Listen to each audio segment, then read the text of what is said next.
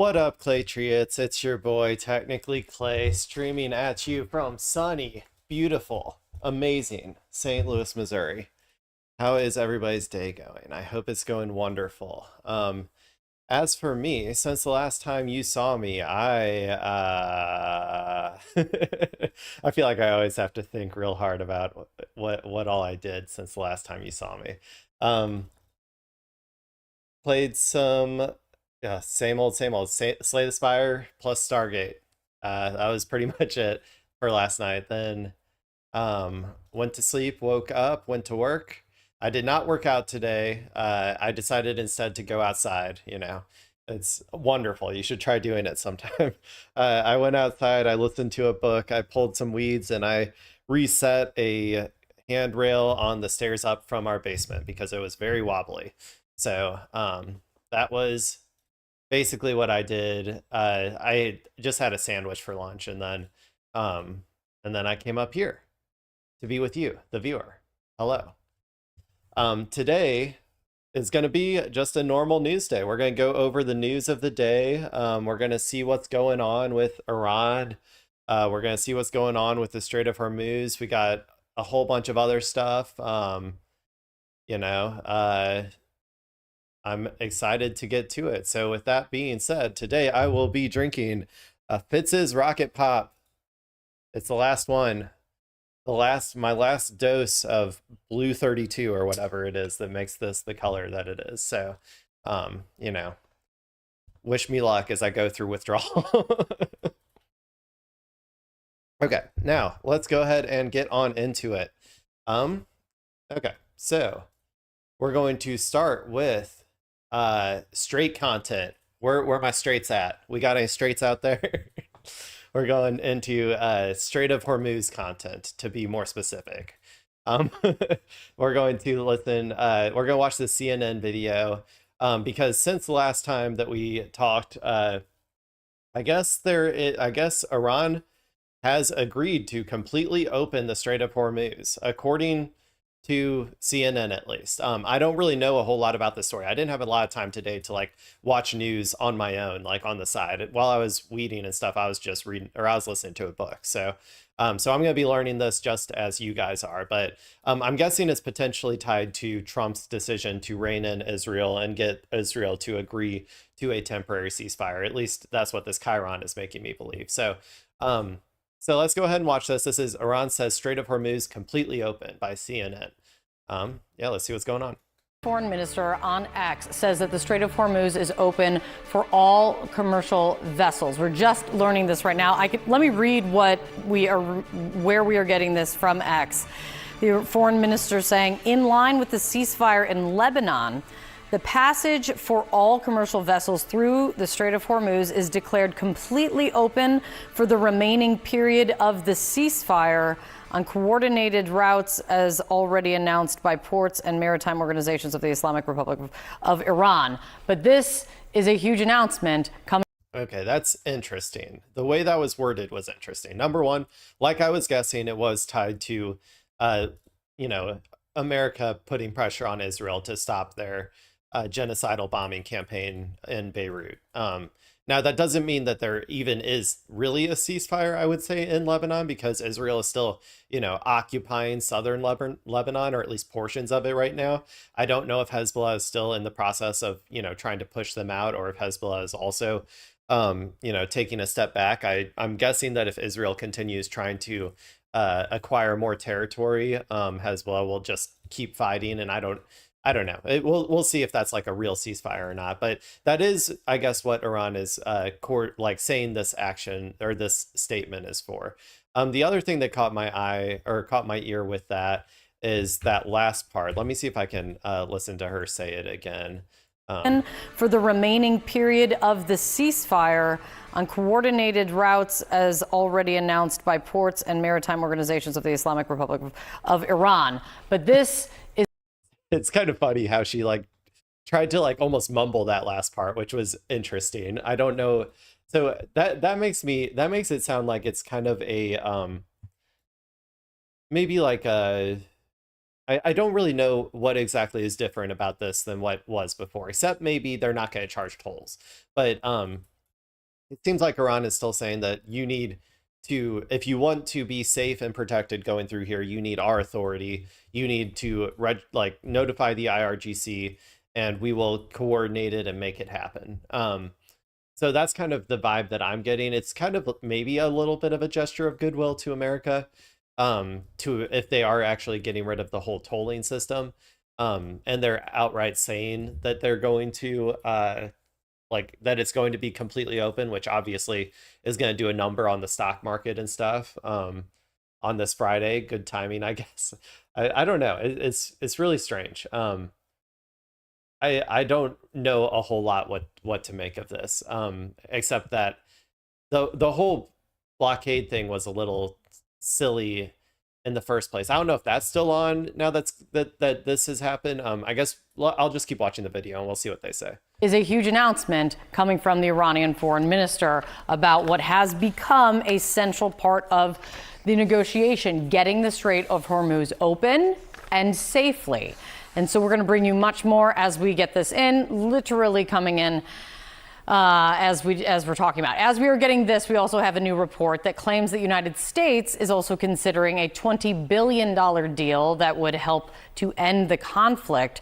This is a report from Axios, co-written also by CNN political and global affairs analyst Barak Ravid. Let me read a quote from this reporting now coming in. The U.S. and Iran are negotiating over a 3-page plan to end the war, with one element under discussion being that the U.S. would release $20 billion in frozen Iranian funds in return for Iran giving up its stockpile of enriched uranium. This according to 2 U.S. officials and 2 additional sources briefed on the talks. Okay, that's interesting as well.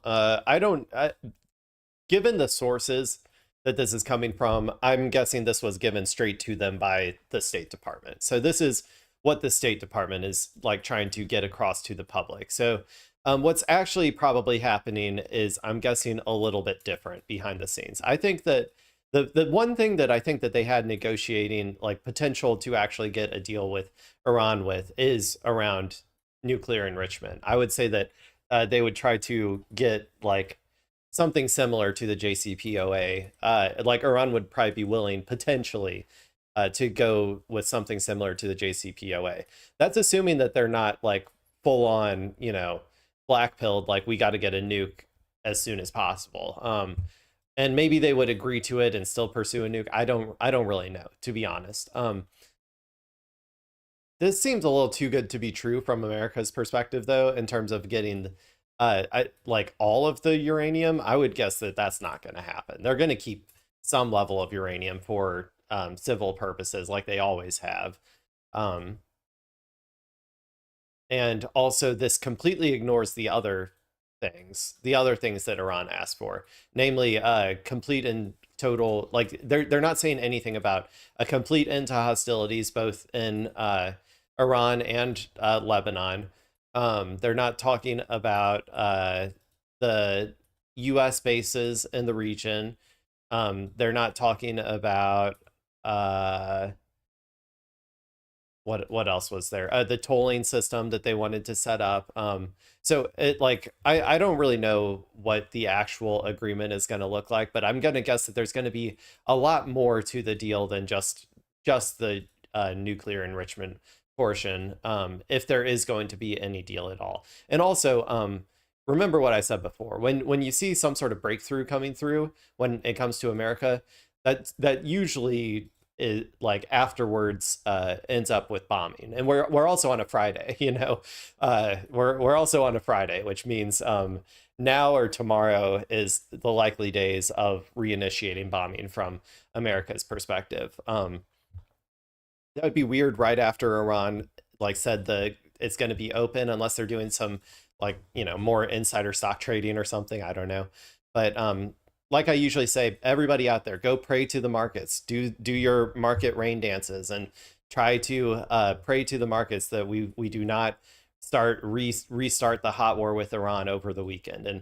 if the markets are pleased with your prayers, then the markets will grant us peace over the weekend, over this the dark nights of the market being closed. So that's what I am asking all of my viewers to do is go pray to the markets, please.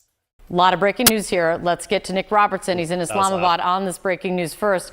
Nick, what do you make of it? Look, it seems to me we're getting some positive breakthroughs. The fact that the Iranian foreign minister has said the Strait of Hormuz is open to all commercial vessels really seems to indicate that the talks that the Pakistani mediators are having, and they're going into their third day of talks in Tehran right now, are beginning to bear some fruit. Sources I've been speaking to involved in all of this are sounding and looking very positive about where the talks are at the moment. Of course, I'm not getting an indication of what other hurdles there may be to overcome, but it has been one of the things that Iran has wanted, one of those points. They want assets unfrozen. They want to see sanctions lifted. They want money for war rations and damages.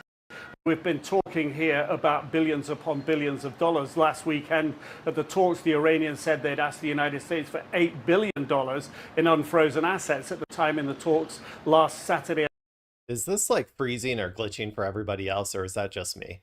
And the Sunday, the White House knocked down the suggestion Iran was going to get that. But it's always been part of Iran's core demands. Iran's now lifted, it seems, their blockade, their own blockade on the Strait of Hormuz. Is that in exchange for money? Are they expecting the money to come? But what the Iranian foreign minister has said, and I think this is very, very telling, and we were talking about this just yesterday, that the reason that the Iranians have lifted their blockade on the Strait of Hormuz for the duration, the remaining duration of the ceasefire, probably as the US-Iran ceasefire, which has about 5 days to run. He said this is because that there is a ceasefire in Lebanon. These things have been inextricably linked in the Iranian mind. So while the Pakistani lead negotiator. Well, and in reality as well. This we shouldn't disconnect what's happening now with America, Israel, and Iran from, you know, the origins of this, which was Gaza, right? If Israel didn't commit genocide in Gaza, then we wouldn't likely be in this situation that we're in right now. So, as per usual, everything leads back to Israel when it comes to destabilization in the Middle East. So, negotiating team has been in Tehran talking. But of course, that's exactly why it's very important that Lebanon is a part of the ceasefire deal, and in fact, it should be all fronts. And if you don't want this to keep happening in the future, you would also probably want to include a settlement on Gaza, like in terms of full withdrawal of Israeli forces from Gaza, full withdrawal of all settlers from the West Bank. Like all of these things are going to be necessary if you want actual long-lasting peace. Now, I don't know. I doubt any of that's going to happen as a part of this particular iteration of conflict. But until those things happen, there will never be peace in the Middle East. Until, I guess I would say, until the Palestinians are allowed to live with dignity and are not subjugated to apartheid violence by their settler colonial occupiers, then this sort of destabilization is just going to be continuous and ever present indefinitely. Lebanon deal came through yesterday. We were saying that that was going to aid and benefit the talks in Tehran, and it does seem to be the case. Now, what remain the sticking points? The nuclear issue, that enriched uranium, Iran's commitment and desire for a nuclear bomb, that's always been at the core of US demands. That's what President Trump was saying yesterday. He said Iran had forsworn that it wasn't going to have a nuclear weapon. He also said Iran had agreed to hand over the nuclear dust. We don't have details on that yet. But these moves at the moment sound like that Iran is softening. It sounds like a deal gets closer into. Well, it sounds like the State Department is trying to project some sort of victory, is what it sounds like to me. I don't know. That's how I interpret this. Like I said, with the sources that came forward, this feels like something that was just leaked straight to them from the State Department. So this is clearly what America wants people to be focused on. They want America to be focused on this nuclear aspect, which was always the most malleable aspect in terms of negotiating with Iran, the one that Iran would be willing to, at least go back down to like 20% enrichment or whatever, like they were under the JCPOA, potentially. I'm saying all this like hypothetically because we don't really know exactly what the new leadership in Iran will want to do. I'm kind of talking about what the old leadership of Iran would have wanted to do, which was negotiate for a similar agreement to the JCPOA, down to 20% enrichment. The new leadership, I have no idea. They may want like to just race for a nuke as soon as possible. They are much more hardline. So, but I would say that regardless, though, that aspect of the deal was always the most likely to have some sort of wiggle room when it came to Iran allowing a quote unquote win from the America, or like a rhetorical win for the Americans.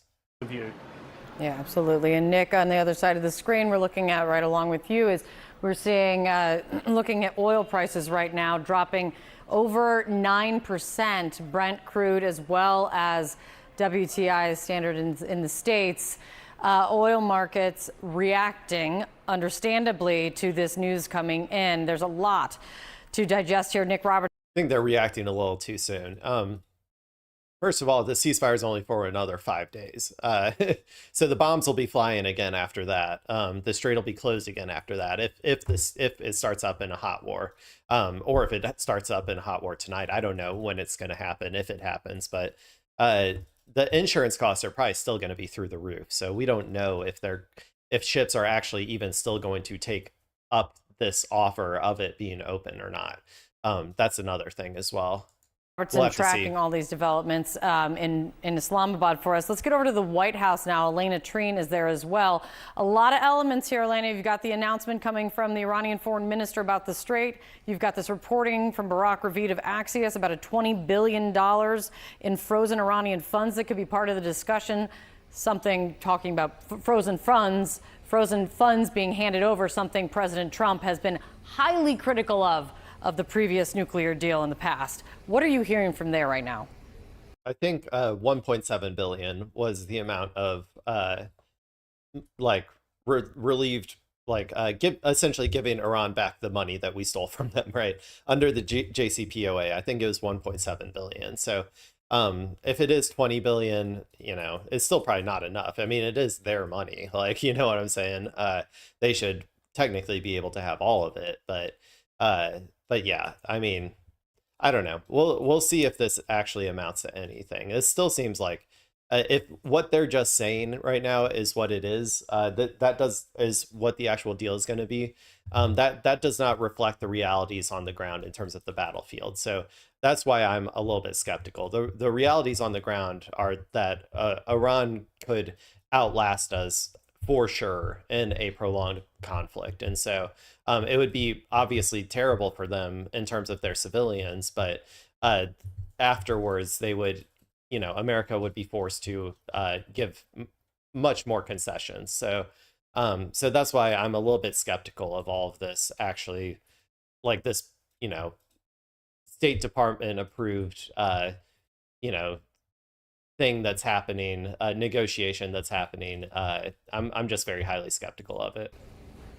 Yeah, highly critical is definitely right. I'd remind you that under the Obama administration, when you had that Iranian nuclear deal, they had handed over $400 million in cash to the Iranians during that agreement. But look, from everything that Nick laid out and that Axios report, it is lining up with the conversations. Maybe that included sanctions relief. I'm not sure, but I've heard the number 1.7 billion. That I am having, which is that there is a lot of optimism right now in that building behind me, Kate, about where things stand around a potential deal. Now, I don't want to be, too optimistic. You hear a lot of this talk among Trump administration officials about how positive they are. There are, of course, still sticking points that remain, as Nick laid out, this idea of the length of time that the Iranians would agree to suspend their enrichment of uranium, and also a deal on having the U.S. or some sort of country going in and retrieving the nuclear material still in Tehran's possession. But they are hopeful that they are getting to a place now where really an agreement is in sight. And I know from the conversations I've been having that Trump administration officials are really working toward and hoping that a potential second round of these talks, of this meeting, could happen in person between the U.S. and Iranians as early as this weekend. Again, things are very fluid, so we have to see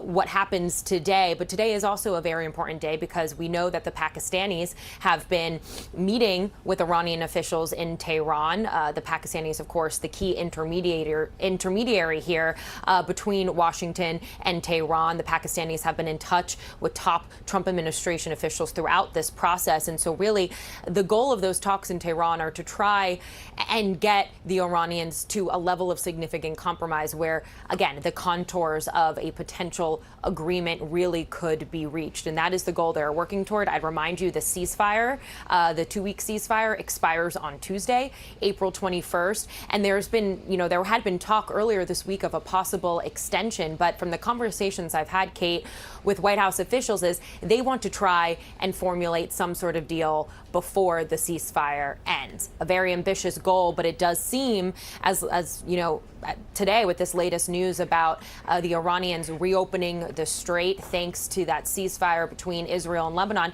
that they are actually moving closer to that goal. And just to go back to that ceasefire between Israel and Lebanon, yeah, it's weird. They do, like, that is a movement closer to, I guess, the goal, but really it's just implementing the original ceasefire deal, which was that it included Lebanon. Israel decided they didn't want it to include Lebanon, so they just ignored that part. And then Iran said, okay, well then the Strait of Hormuz isn't going to be completely opened, I think that was kind of what happened there. In some ways they're getting closer, but also I'm still highly skeptical just because we're sending so many more troops out there right now as well, which usually precedes an actual, a restarting of like active hot war. So usually, like I said, I'm like 60-40 in terms of it'll probably start up a new hot war will probably start up again, but it could not. I mean, it could, maybe this is all for real this time, but that's kind of my thoughts at least. of course, President Trump announced yesterday. I am told that that had a positive effect on some of the talks that are going, of course, between the U.S. and Iran through the Pakistanis on a broader agreement. And so a lot of different developments today that we are learning of.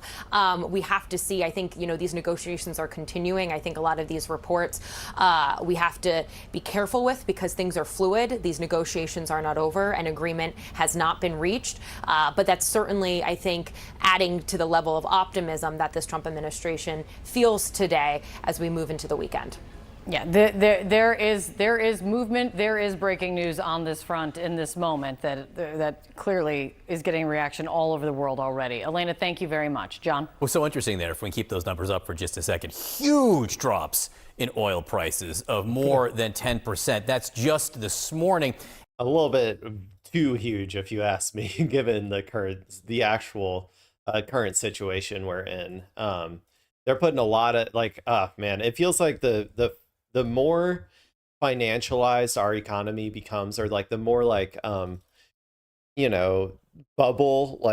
inflated bubble our economy becomes, it feels like the more people just hang on to even the slightest hint of things can go back to normal, and then pretend in their head that, okay, this means we're actually going back to normal this time. We can all, everybody, the markets can now move again. We can all our hopes and dreams are going to come true. And then they usually end up crashing back down to reality pretty soon after. But yeah, we'll see what happens with as this ceasefire comes to a close, if these negotiations are real or not. The stock market, an impressive positive opening, but to a certain extent, I think the stock market has already taken into account that a deal or progress was likely between the United States and Iran. But those drops in the oil prices, and let's just keep those numbers up. You don't see movements like that almost ever. Now 11 points down just in the last 10, 20 minutes. We do have a new Trump Truth Social post here. Yeah. Yes. So I'm just going to read this to you. This literally just it. happened a few seconds ago. Donald Trump posting this.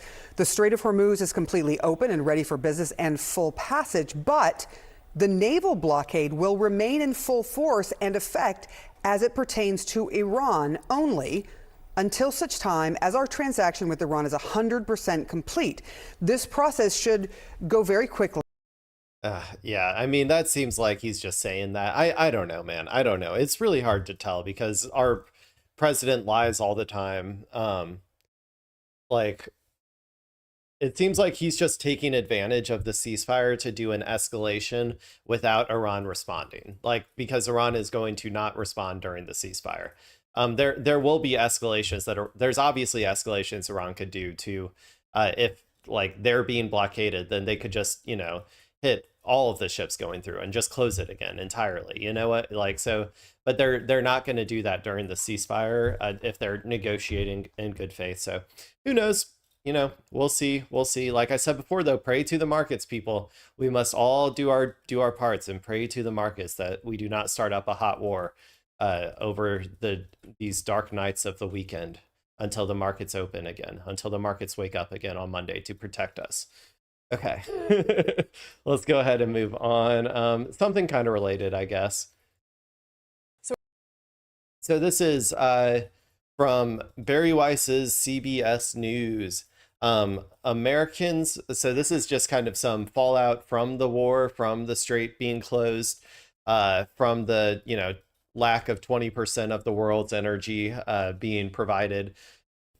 Obviously that's going to affect the prices of various goods and services, not just like at the pump, but also like fertilizer and food and transport and, grocery prices and all of that sort of stuff. So this will kind of go into that aspect of it. We're going to see what some good old American patriotic Americans, how they're feeling about these high prices inflated by the Iran war. Let's go. So we've been talking all morning about how the war is taking a toll on Americans' finances. We want to hear from you directly, and that's why we're going to bring in Lana Zach, who is based in the beautiful city of Iowa City. Lana, you've been talking to people there about the war and how it's affecting them economically. What did they tell you? Yeah, that's right. Good morning, Adriana and Vlad. We have been crisscrossing the state of Iowa, talking to people who have been directly affected by these prices. And it's really a cumulative effect. I want you to hear from them directly. Everyone that I speak with is seeing a change. People are struggling. I just had a half tank of gas, and it was over $60. And normally a full tank is about $60. So you're getting half as much? Getting half as much. My check is getting smaller and smaller by the day. It's just these diesel prices is out of control. It's raising the prices fraudulently, and it's not a war, so I'm not sure what we're hoping to accomplish, but boy, something's happening. All right. Most Americans, I think, don't know what we're trying to accomplish. I don't even really know what we're trying. I mean, I know what we were actually trying to accomplish, which was regime change and destabilization, more generally, I guess. We haven't really achieved either of those things, but I think the average America doesn't have any idea, like even that tuned into like what Trump is saying the goals of the war are. It's being kept pretty like low profile. If you ask the people in charge, like Hegseth and stuff, they say taking out their Navy, taking out their Air Force. Basically they're just picking and choosing the things that they actually did, I guess. And then just leaving out all the things that they were unable to accomplish as goals. So, yeah. And there may be people today that are celebrating the idea that the Strait of Hormuz is open, but people here feel like it is still a bit of political talk. Remember, all these effects are cumulative, and a lot of the people I spoke with said they felt like they were still getting back on their feet from COVID. They were still climbing out from that. And we know that it's going to take, it's going to only be temporary relief that anybody's seeing at the pump. It's going to be 3 to 5 days before anything that happens over in the Strait of Hormuz actually translates to people here in the Midwest and across the country. And these problems are likely going to continue, analysts say, until 2027. That'll be the first time that we actually see those gas prices get back to around $3 a gallon if everything goes perfectly. So that's what I was talking about before, is the prices won't go back down until, because of how slow moving of a commodity gas is, and how long the yeah, the process is for like turning back on oil facilities, or fixing the ones that got bombed and all of that sort of stuff. Yeah, it'll take months. They said 2027 until the prices actually potentially get back down to what they were. So yeah. I mean, what I was trying to get at, Lana, is because listening to those ordinary Americans talk about how they feel is, I mean, do they blame this administration for the struggles that they are now facing? I do.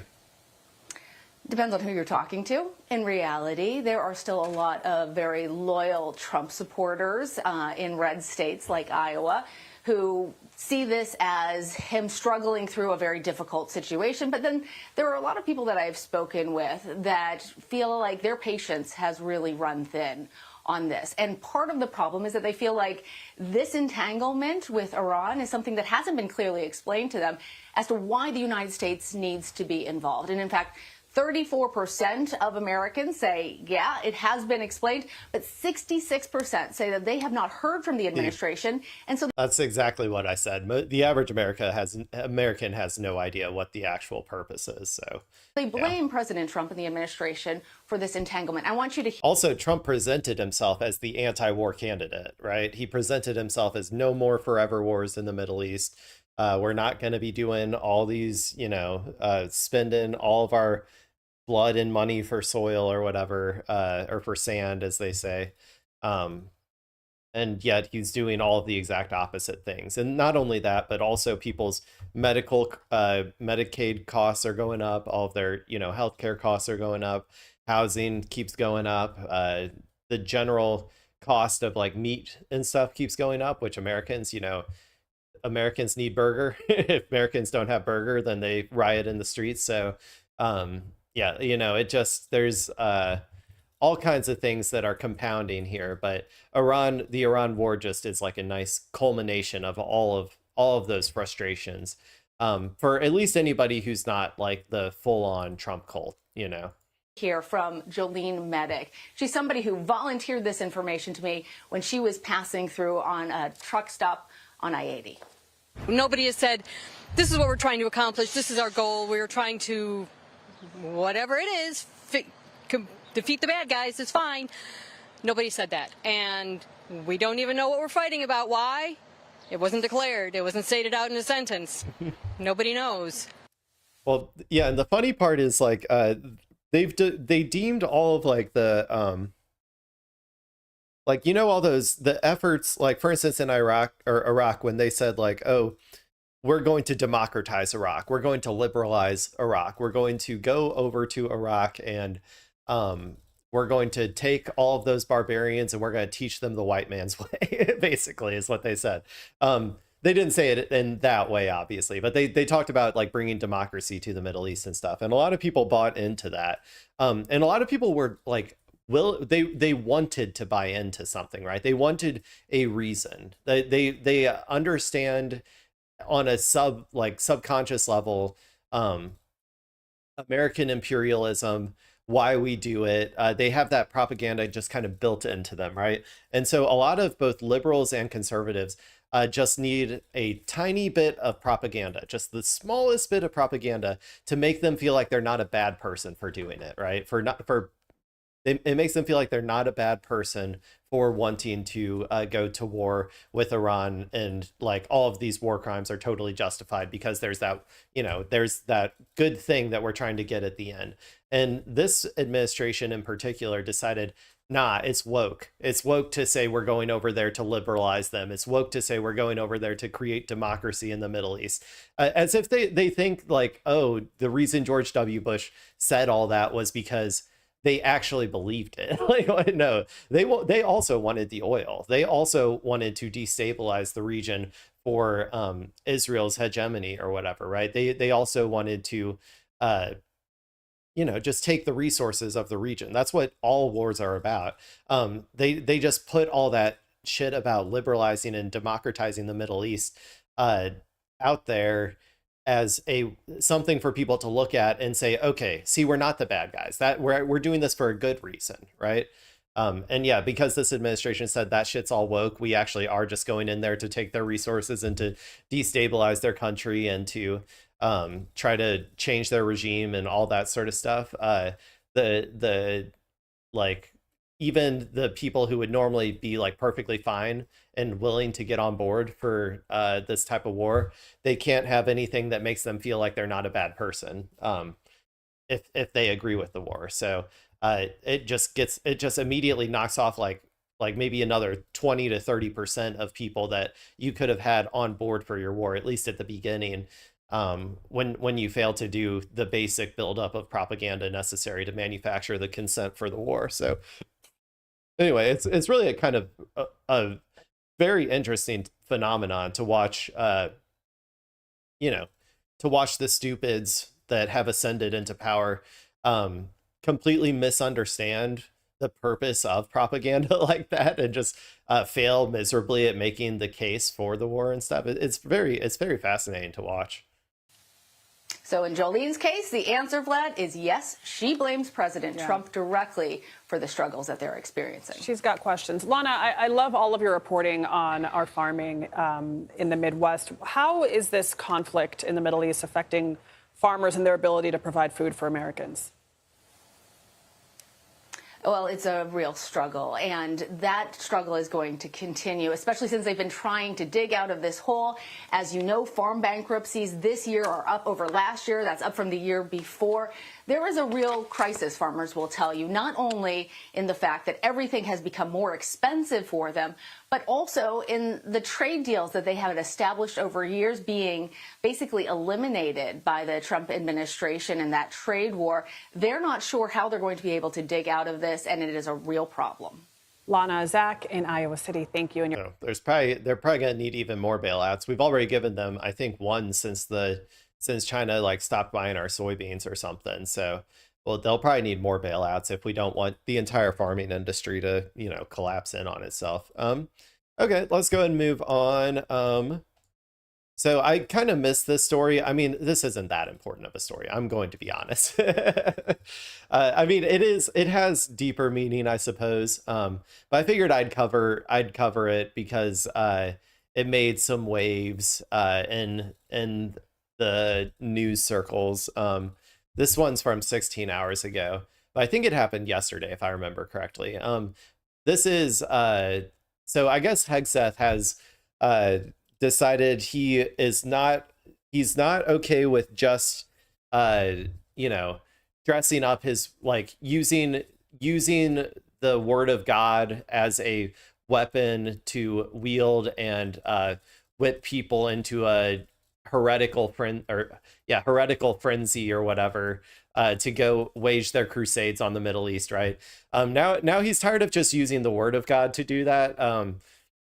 He decided to use instead I think a fake Bible quote from Pulp Fiction this time, to try and, whip all of his crown chewing, booger eating hogs who are in the military, to get them all wound up and ready to go kill some brown people in the Middle East. So let's go ahead and watch this video. Let's see what it's all about. What actually happened.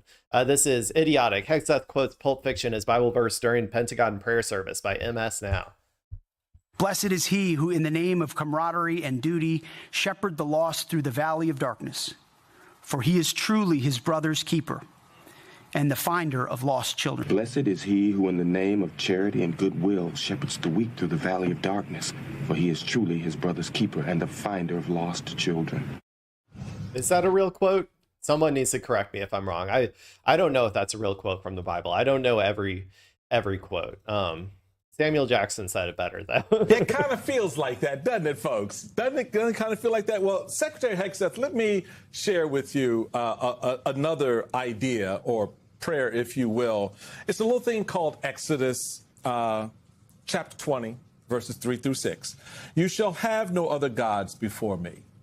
You shall not make yourself an image in the form of anything in heaven above or on the earth beneath or in the waters below. You shall not bow down to them or worship them.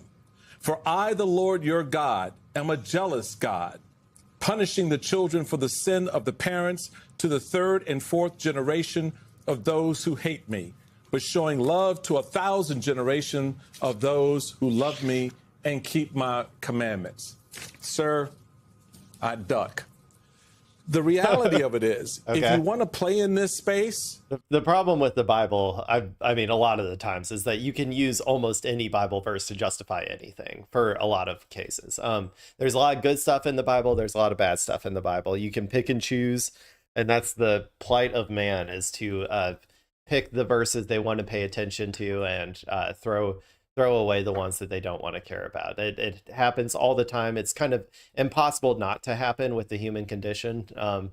To some extent, like there's no way for human condition to be completely impartial, especially when the Bible itself is very contradictory. Various parts are, have different, completely contradict other parts and stuff. So it really just depends what you want to look at. So yeah, I don't know. Cool Bible verse though. if you want to play Sunday school teacher or Secretary of Defense, as Alicia said, giving a bad version of the catechism or religious education, you've got to be prepared to deal with what a pope may have to say, what fellow Christians may have to say in response to that. That's not the space you come out of, obviously. See, for some reason, I was thinking, okay, I'll be honest. I thought that I didn't watch the video, so I didn't know what he actually said. I thought he quoted, like that scene where Samuel L. Jackson is like pointing the gun at the guy, or not that scene. Like I thought when he was like basically about to kill him or whatever in the house, and he was like, essentially preaching very loudly and angrily right before I think he killed him. I can't remember for sure. Or maybe he got shot by somebody else. It's been a long time since I've seen Pulp Fiction, probably since like high school, if I remember correctly. But I thought it was going to be that one. So honestly, that was a lot more tame than I thought it was going to be. But from your work, both here in the U.S. and around the globe, and looking at how governments respond in moments like this and what that says to people, what's your takeaway? What does it say to citizens when they hear their government thinking, acting, and behaving this way? What should we be concerned about? Because I don't think people fully appreciate where all this leads. I think people are aghast. I'm the product of 17 years of Catholic. Yeah, I don't know. I don't really think so. America's version of Christianity has always been a white nativist, like it's been utilized by the state from its very founding in order to justify, like, for instance, like Manifest Destiny and the genocide of the indigenous people here.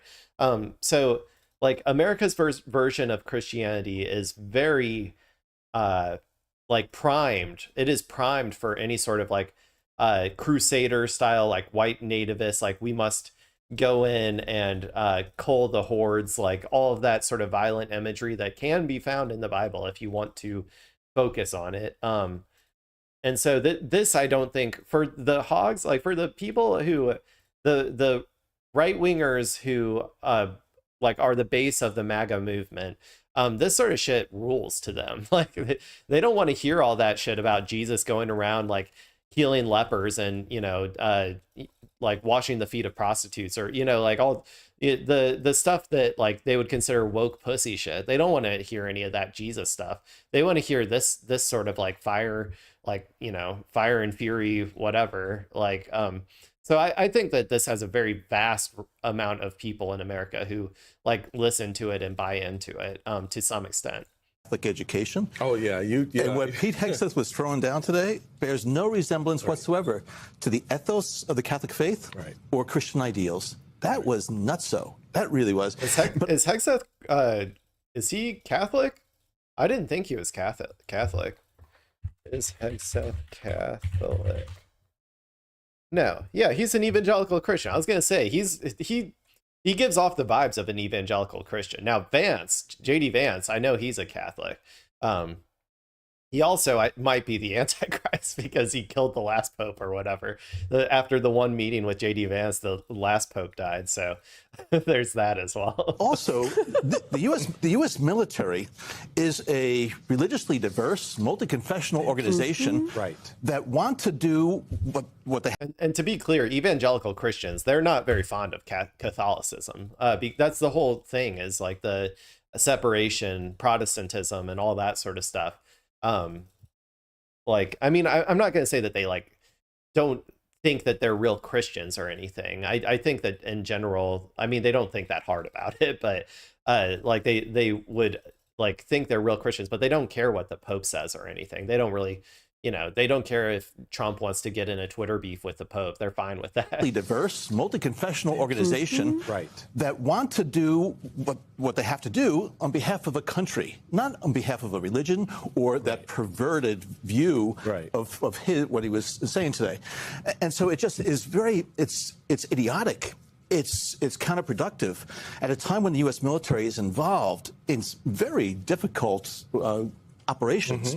To have somebody like Pete Hegseth, the Secretary of Defense, not the Secretary of War, the Secretary of Defense, who is using these biblical verses in a very distorted and misrepresenting, in fact, the ideals of Christianity, which is why the Pope has been so outspoken about what is going on right now. And I think most Catholics, those who are, you know, who are practicing their faith, and as well as those who have been brought up in their faith, can see that Donald Trump and Pete Hegseth are not in any way representing. Well, if you're Catholic, I mean, the Pope is like the closest person to God. Like you have to follow his teachings or like his beliefs.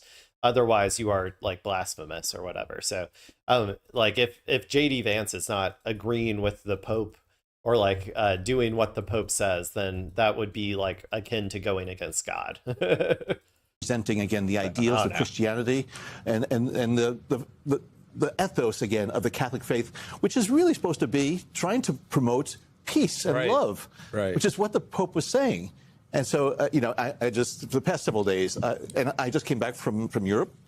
I've been over there a couple times in the past couple weeks, and I must tell you, people are looking at the leaders of this country, you know, and just being so confused as to this is not what they are used to seeing from American leaders. And it really is just putting us in a very bad. I mean, they should have tuned into my broadcast. I've been expecting this from America for a while now. Light. What were you doing in Europe? I was talking to people. I was, you know, briefing folks, and they want to understand exactly what's going on in this country, and also what the role of the United States is on the world stage now, given that Donald Trump has taken a very, very unique approach to international relations, and they want to know whether or not if this is going to be enduring, and also understanding the lasting impact. I want to hear from them how they are now reacting to what's going on here in Washington. You know, what NATO countries are thinking about, how they're going to ensure that they can have the peace and security and stability that they need. Okay, let me give a little word of advice to my NATO brothers and sisters out there. The U.S. is only going to get worse from here on out. I mean, there's a chance, I guess, that you know, a broad-based working class movement can get a FDR style candidate in there to fix the material conditions of the working class and, you know, bring us out of this death spiral into fascism. But the Democrats seem to be doing everything in their power to stop that from happening and to allow fascism to flourish in America. So to all of those people, like, we're not going to stop with Iran. We're not going to stop with Cuba. We're not going to stop with Greenland. We're not going to stop with, I don't know, Australia or whatever we do next. Like the bullying and invasions and extraction of resources are all going to become more prominent and more violent as time goes on. So my suggestion to all of these NATO countries is to diversify your security arrangements, start producing some for yourself, maybe start balancing between multiple world powers. The EU in particular needs to form a true bloc that can, you know, Like it would be probably like a middle power block if I had to guess. Like it's even EU combined together is not as powerful as like China or America. But I would suggest just start diversifying your security agreements and your economic and economic ties and all that sort of stuff for an era when America becomes even more belligerent than they are right now. It's not going to get better. Trust me on that. While the United States is off on this very, I think, disruptive tangent of what our history has been. Why do you think this has been the red line for so many steadfast Trump supporters? People like Georgia Maloney, who has been very reticent to criticize Trump. Because it's seen as blasphemous. It's also seen as, the Pope has always represented sort of the goodness of the Christian faith. And, and I worked in the Middle East a lot, and there was a lot of reverence and respect for the Pope among the Muslim faith. Okay, I'm going to go ahead and probably skip. I don't need to hear a full history of the popes. The Pope, there's been good popes. There's been bad popes. For me as an agnostic, they're all just men, and they do the same sort of justifying or not justifying evil or good, depending on who they are, the context of what they live in, the political climate, all that sort of stuff. So okay, I'm gonna go and move on to this one. Hey there, I'm Harry. So I've seen a few people reacting to some of this stuff, and I figured I should at least contribute some to the discourse. So we're starting to see some of the ramifications of Israel's descent into like full-on Nazi fascism, right? They're going full Third Reich. They're like trying to take over all of the territory around them, spreading themselves incredibly thin, just like Hitler did near the end of World War II. And as a consequence of becoming just very openly Nazi-esque in their ideology and what they are doing in their actions, they've taken a little bit of hit in their polling and their net favorability. Now, in general, I don't think Israel cares what countries think of them, except for how it relates to the amount of arms and support that they are getting, which is the most important aspect. Israel would not be able to wage all of these wars without billions upon billions of dollars being funneled straight out of my wallet via taxes and sent overseas to them. They wouldn't even be able to maintain their current apartheid system that they have with just Gaza and the West Bank if they weren't, like I said, funneling all of our tax dollars and sending them over there to prop up this fake country. And I say fake country because it's not a country, because it doesn't have like static borders. They're constantly trying to expand in every direction all the time. But anyway, that's all starting to lead to actual problems in terms of their polling in America. So let's go ahead and watch this video with everyone's favorite polling autist, Harry Enton, as he goes through all of the numbers in Israel's U.S. Popularity problem. Hey there, I'm Harry Enton, and today we are running all the numbers on Israel's U.S. popularity problem. Israel is losing support here in the United States, even amongst Republicans. Take a look at this data. Take a look at this data amongst young Republicans. Look at this massive shift that we have had over just the last 4 years, the net favorability of Israel among Republicans under the age of 50. You go back to 2022, two thumbs up for Israel amongst young Republicans. But by 2025, look at this. Already a 30-point shift away, their net favorability down to -2. Today, look at this, minus 16 points. That's an over 40-point shift in just. Yeah, so that's GOP under 50. So that's young people. I would say the young demographics move away from Israel is almost nonpartisan. Like most people, the younger you get, the more you hate Israel is what it feels like to me. 1, 2, 3, 4 years time away from. I don't even know if I've ever met a person like under 30 who has a positive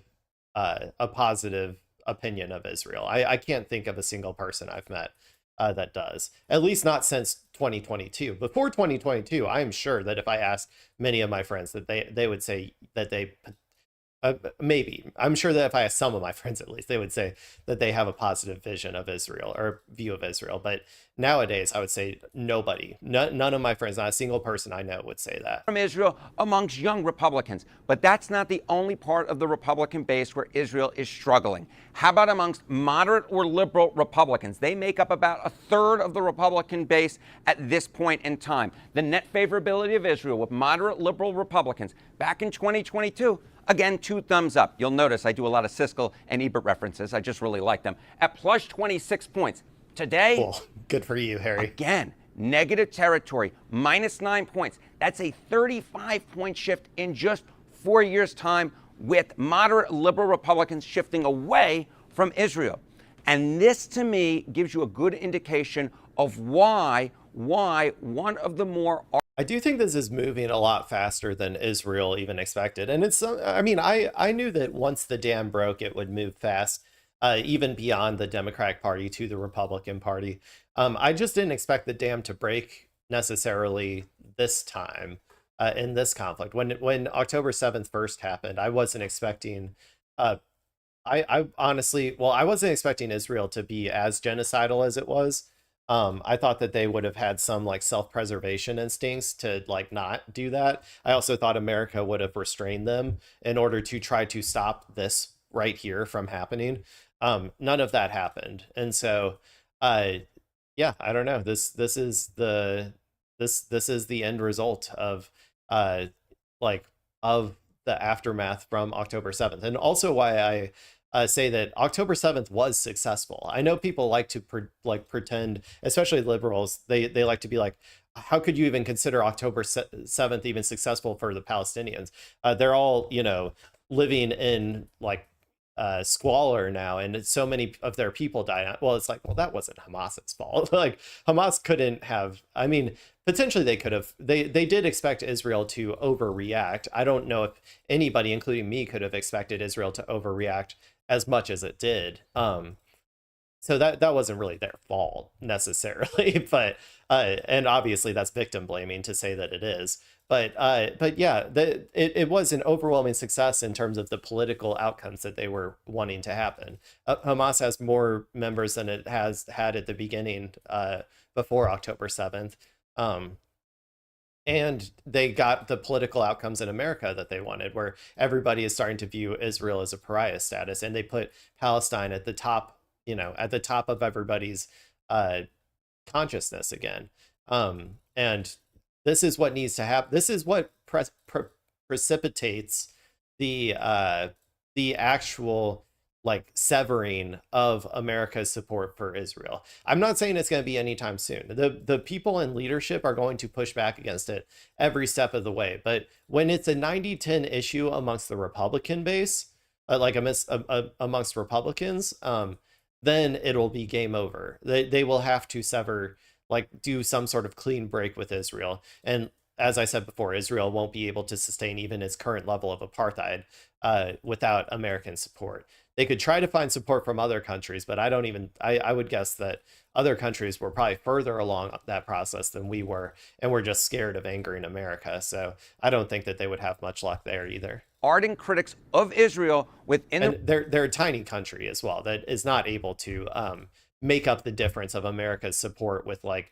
GDP growth or something, right? Like that's impossible. They have like 8 million or 9 million people. It would be impossible for them to sustain their selves without American support. The Republican Party is actually at this point favored to win a competitive primary. You may know him, Thomas Massie. He, of course, is the representative from Kentucky's 4th District. He has been opposed by Donald Trump. Donald Trump has endorsed his opponent.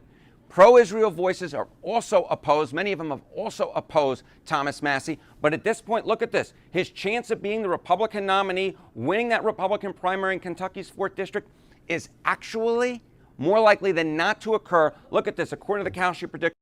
Kalshi. We live in hell, dude. This is hell. Betting on this is what Marx like predicted. Like was that eventually everything would be commodified, even like how many Palestinian babies are going to die today? I'm sure there's a Kalshi prediction odds for that. This is fucking hell that we have that on CNN they put Kalshi prediction chances in the middle of their fucking segment. Ugh. Fiction mark at this point. Harry, a you're better than 71% this. chance.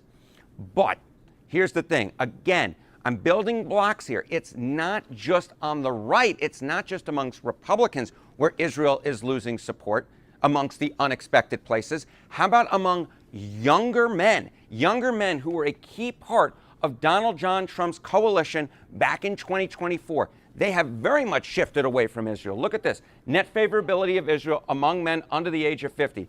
In 2022, not too bad, but not too hot to trot either at -3 points. By 2025, again, down we go, -22 points. That is a 19-point shift in just 3 years' time.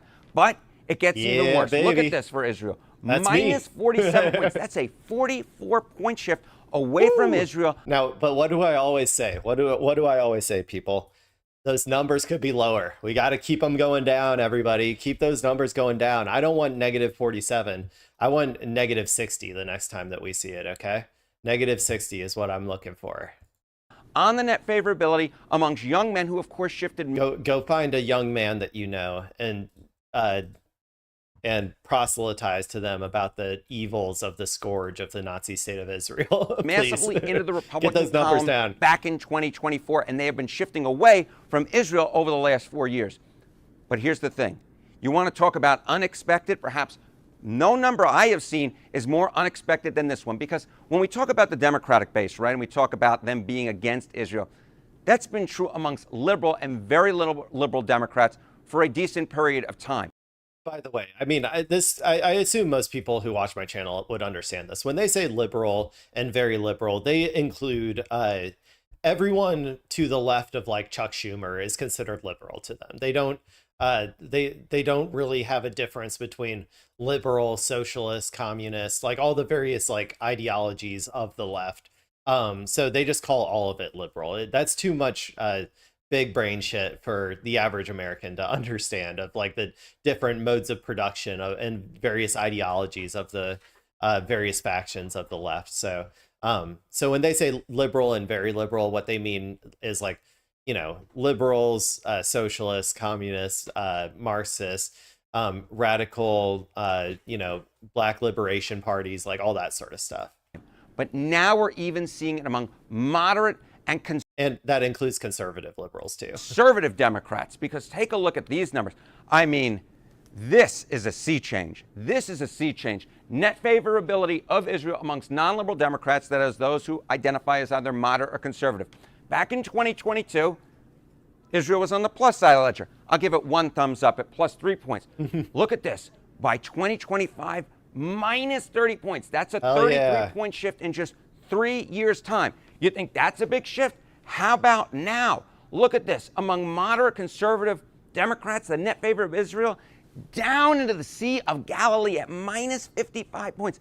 That's a nearly 60-point switcheroo in just. And what did I say last time? Those numbers could be lower. Keep them going, everybody. Keep those numbers going down. Just 4 years' time.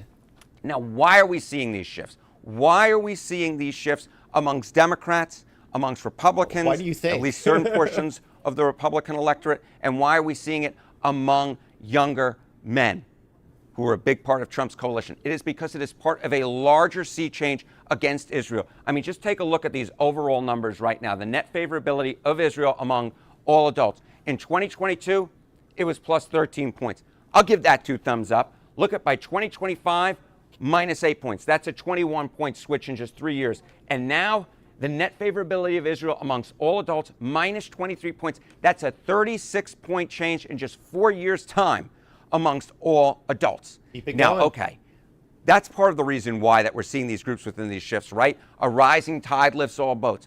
But it's more than that. How about the Israeli-Palestinian conflict, which of course has been taking center stage over the past few years here in America, especially after the October 7th attacks and then Israel's response to it. Take a look here.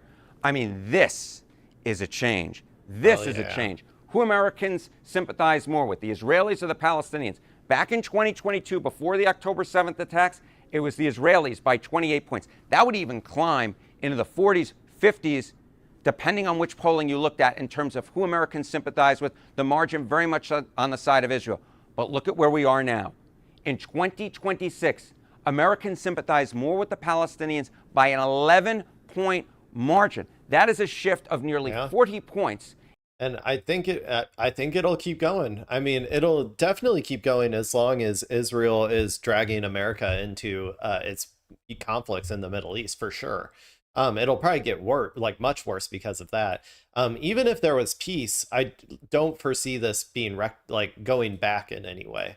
Once people's eyes are open to the evils of like systems of oppression, it's generally hard to put that bottle, like put the genie back in the bottle, as they say, because you're like, you can't unsee what you've seen. Like, so I think that I don't really see this going back in any way in the future. Maybe like mildly, if Israel does like get some sort of like peace, like temporary peace for a couple years or something, but I don't think it'll ever go back to even being positive towards Israel at all.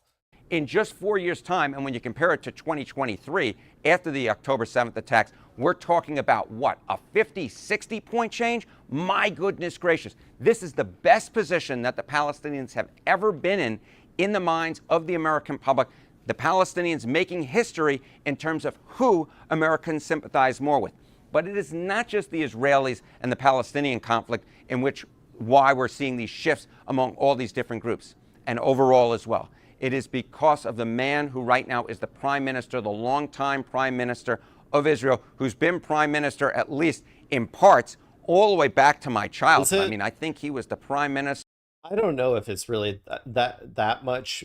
I don't know if there's that many people who care about the difference between like Netanyahu's Israel versus anybody else's Israel. It might, for some liberals, they might. I think maybe some liberals would potentially change their opinion if there was a non-Netanyahu Israeli government, but only so much, like only until Israel continued to act exactly how it has been. Like no matter who is put in charge of Israel, the direction that it has been set in terms of moving towards fascism, authoritarianism, land grabs in all directions, like apartheid, slavery, like all of those things. That stuff was set in motion 80 years ago. And the direction of the country is not going to change until an external force comes in and changes it for them. So I don't know. Maybe a couple liberals would temporarily change their mind if Netanyahu wasn't in charge, but I think they would swiftly be brought back to reality as soon as people understood that it actually is just the state of Israel is like this, not whoever is in charge is causing these atrocities to happen. When I was like 8 or 9, that is how long. And while I look young, I'm not that young anymore, but take a look at Bibi Netanyahu. Look at his net favorability rating here in the United States. In early 2024, he was on the plus side of the ledger at plus 9 points. But look now, minus 23 points again. Okay, I'm going to skip ahead to the last poll. Is AIPAC, right? AIPAC, the lobbying group. Google searches for AIPAC in 2026, up like a rocket, up 306. Okay. Yeah, so people are Google searching AIPAC. AIPAC is getting a lot trickier with how it decides to fund politicians, usually through progressive sounding like sub PACs and stuff, like Elect Chicago Women, or the Black Professionals or the Black Professionals PAC for Chicago, or what, like they put all of their money into like sub PACs that have progressive sounding names, and they obviously never mention the state of Israel in any of their ads. So they're trying to make it harder to find where they're sending their money. I'm sure that there will be lobbying and potentially court cases brought about of to overturn like transparency rules and stuff as this becomes more difficult for them to get their way in terms of who they want elected. But So be on the lookout for that. But yeah, okay, cool. Seems like the world's waking up. I mean, I've been on Fuck Israel o'clock for a while now. I'm glad that everybody's finally catching up to my time. It's amazing. The water's great. Dive right in, everybody. If you're hesitant, I assure you, you'll feel a lot better once you remove one of the biggest contradictions from your life. Removing contradictions from your life and changing your worldview is one of the few things that can bring people to a higher state of being, in my opinion. So, yeah, I say go for it. Ascend. Let's all ascend together. Okay, let's go ahead and move on. Man, I put too much, I think, in my title because I don't know if I'm going to get to all of it, but let's go ahead and go with this. Okay, so we talked about RFK Jr. yesterday as he meticulously sawed off the penis of a raccoon and threw it in his pocket so that he could study it later. At least that's my headcanon of what happened. And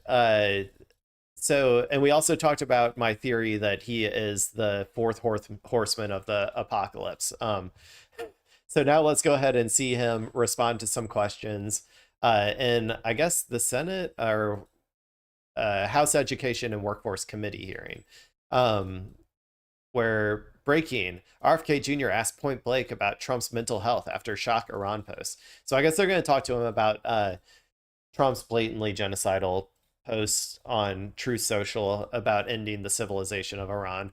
So we'll see if he has a good answer to that. Spoiler alert, I don't think we will. It might depend, though. It depends if he's talking or if the worm's talking. I like to think that there's a worm up in his brain that's like working him with like, strings and pulleys and stuff, like making his like body twitch and like that talk funny and all that stuff. That's also my headcanon of what's going on up there. So let's go ahead and watch this video. Gentleman from California, Mr. Tucano. Thank you, Mr. Chairman. Mr. Secretary, you are the nation's top health official. And I want to talk to you today about the president's mental health. On April 5th at 8 o'clock on the morning of Easter Sunday, President Trump posted this statement on social media. Tuesday will be Power Plant Day and Bridge Day, all wrapped in one in Iran. There will be nothing like it. Open the fucking strait, you crazy bastards, or you'll be living in hell. Just watch. Praise be to Allah, President Donald J. Trump. An American president used the F word in a Sunday morning. This is one of those performative things about Americans that I hate so much, is that they will gladly like commit war crime after war crime, like bomb schools, children's hospitals, all that sort of stuff, commit endless violence, just like unending violence abroad, and then get their panties in a wad every time. Like if someone says the F word, or, like if the president says the F word, oh my God, I can't believe it. It's one of the things that is, it comes, I think, from our puritanical past and all that sort of stuff. But our obsession with like swear words as a performative symbol of like badness or wrongness is laughable to me, considering the actual daily violence that we inflict abroad and at home, to be honest. So that's just a little funny thing about this. He's focusing on the F word in here. Praise be to Allah, President Donald J. Trump. An American president used the F word in a Sunday morning message that was seen by millions of people. Mr. Secretary, does this raise concerns for you? Is he breathing? Is that him breathing in the background? Our amazingly healthy Secretary of Health, is that him breathing in the background? In a Sunday morning message that was seen by millions of people. Mr. Secretary, does this raise concerns for you about the president's mental health? The president is a bargainer, and he knows how to make good deals. Mr. Secretary, does this raise questions about the president's mental health to you? Here's what I would say, that for 2 generations... See, I can't. every time I see RFK, and I just think that he is our secretary of like, or like the head of our Department of Health. It makes me laugh uncontrollably, uncontrollably, because he's such like a visible embodiment of like death and disease that like, and like pestilence and like, I don't know. It's so the juxtaposition of like how he looks and how he talks and his ideology with his like with the position that he has been given is just so absurd that I can't even like, I don't know. It's like the funniest thing to me. Every American president. Mr. Secretary, you're Every being non-responsive. member of the Reclaiming my time, Mr. Secretary, I gather the answer. It does not raise concerns for you. 2 days later, on April 7th, President Trump put out a statement that said, how do you get this job, by the way? That would be a fun job, holding up the Truth Social post. What do you think they do with this after it's done? Like, do you think they just throw it in the trash? Do you think there's somebody who like dumpster dives to try to find giant Truth Social posts to like, I don't know, that'd be a pretty good art piece. If somebody like dumpster dives and finds all of these things from behind like the Congress dumpster and creates some sort of like giant art piece with it, I think that'd be pretty cool. I'd like that.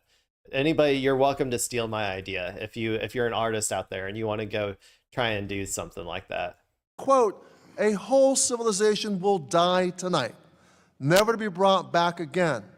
I don't want that to happen, but it probably will, end quote. Mr. Secretary, the Commander-in-Chief of the United States military is calling for the eradication of an entire civilization.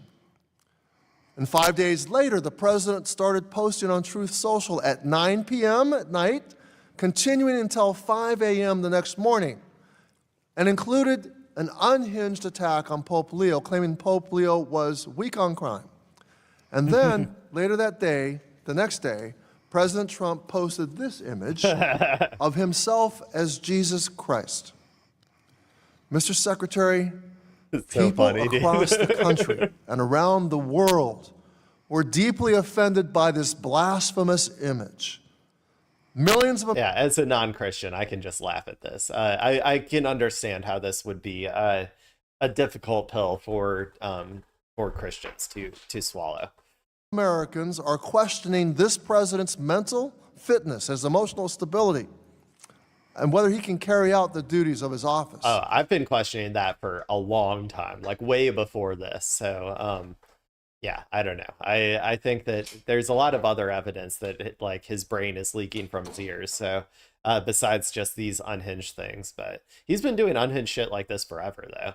Like he's been blaspheming God. Like he's been blaspheming God since before he was like in office. He's been blaspheming God in Trump 1, Trump 2. Like I don't know. The fact that people are so up in arms about this is actually kind of surprising to me. Like that actual evangelicals like saw this as blasphemous when he's proven time and time again that he like does think of himself as God and that people should worship him instead. Like I don't know. I was honestly surprised it got some backlash.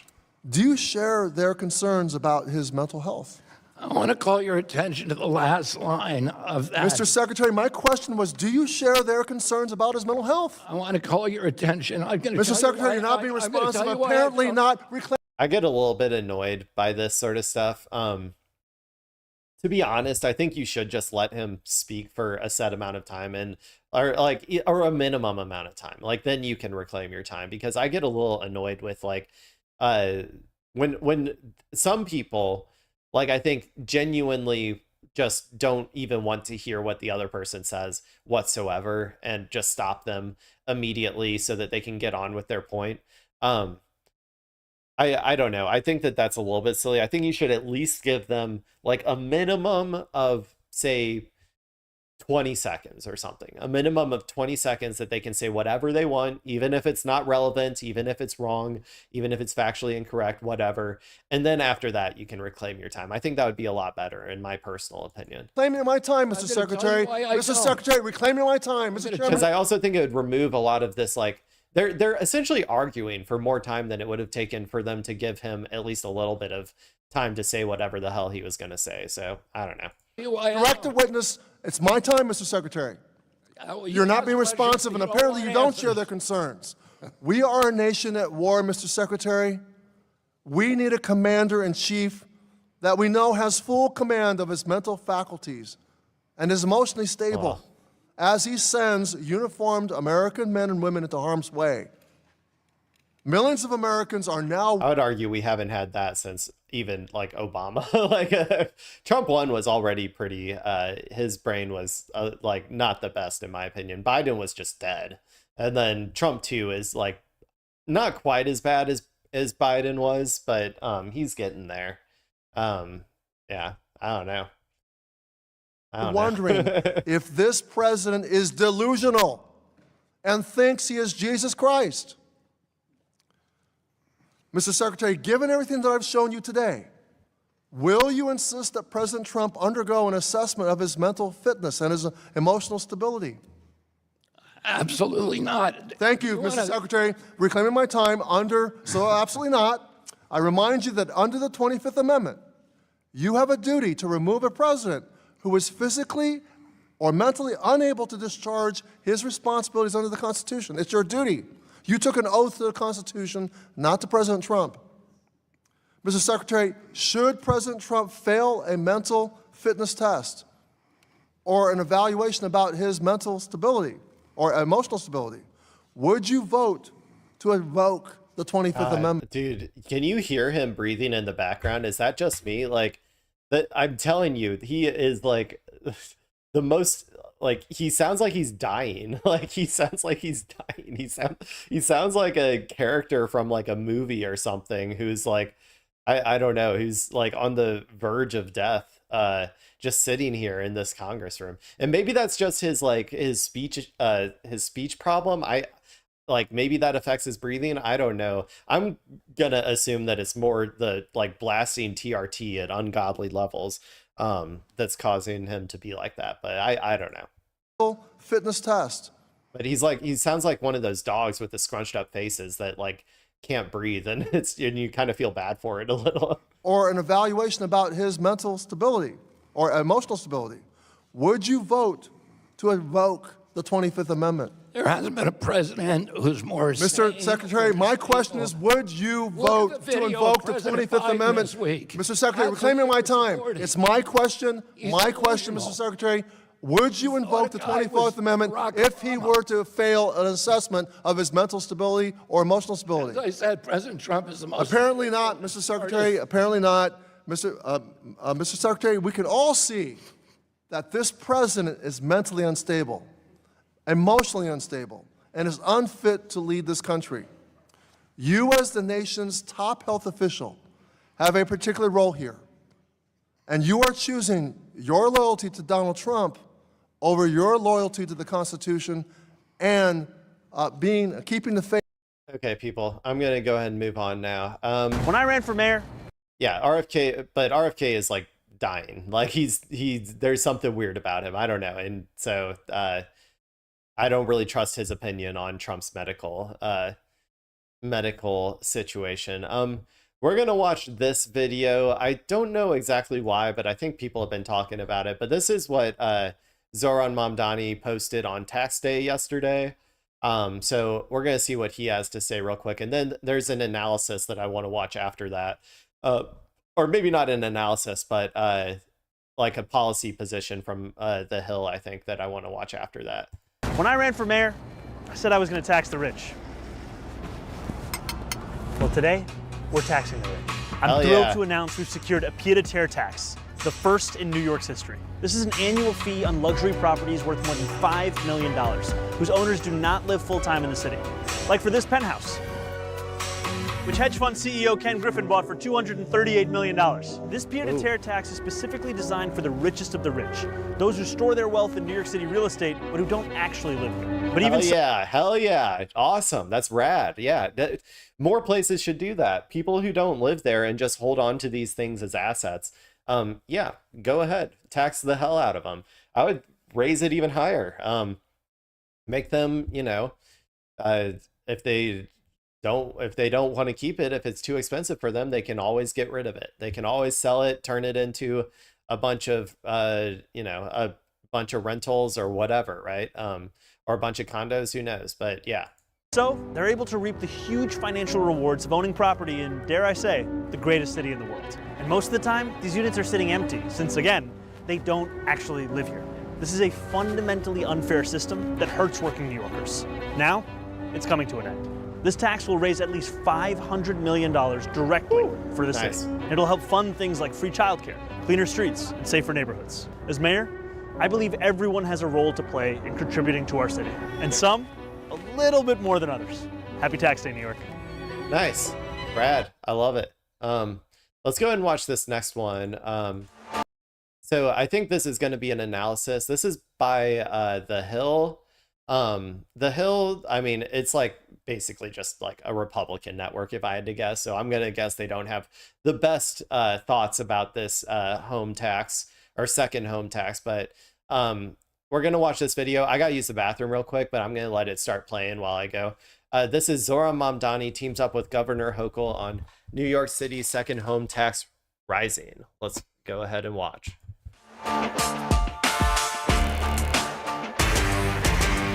When I ran for mayor, I said I was going to tax the rich. Well, today, we're taxing the rich. Oh, God. New York Governor Kathy Hochul and Mayor Zohran Mamdani have proposed a pied-à-terre tax on second homes in their pledge to tax the rich. I like the tap on the glass. The tax would apply to those who own homes valued above $5 million in New York City, Robbie, but do not reside there permanently. It's projected that this would bring in over $500 million annually. Let's take a listen. This pied-à-terre tax is specifically designed for the richest of the rich, those who store their wealth in New York City real estate but who don't actually live here. But even so, they're able to reap the huge financial rewards of owning property in, dare I say, the greatest city in the world. And most of the time, these units are sitting empty, since again, they don't actually live here. This is a fundamentally unfair system that hurts working New Yorkers. Now, it's coming to an end. This received mixed reactions online. Author Clay Travis wrote on X, every time New York, California... In case people were curious if I actually pre-watch videos or not, this should be evidence that I do not, because I did not know that they were just going to essentially play the parts of the video that I just watched, which is why I watched it first. So there you go, people. There you go. There's your evidence. But yeah, let's see what Clay Travis has to say. I'm sure there's all the most annoying rich people are going to be really mad about this, I'm sure. So let's go ahead and listen to all of them bitch and moan. This received mixed reactions online. Author Clay Travis wrote on X, every time New York, California, and Illinois raise taxes, more wealthy people, the ones actually paying the taxes, leave for Tennessee, Texas, and Florida, making those red state tax bases stronger and weakening the blue state tax bases. Huge transfer. Not true. That's just not true. I mean, sure, some people do. Some people do. But especially when it comes to New York, most people want to stay in New York. And they all of those people, we already heard this. We already heard this when Zohran was getting elected, that every billionaire was going to flee, everybody was going to leave, and there would be no more money left in New York. Has that happened?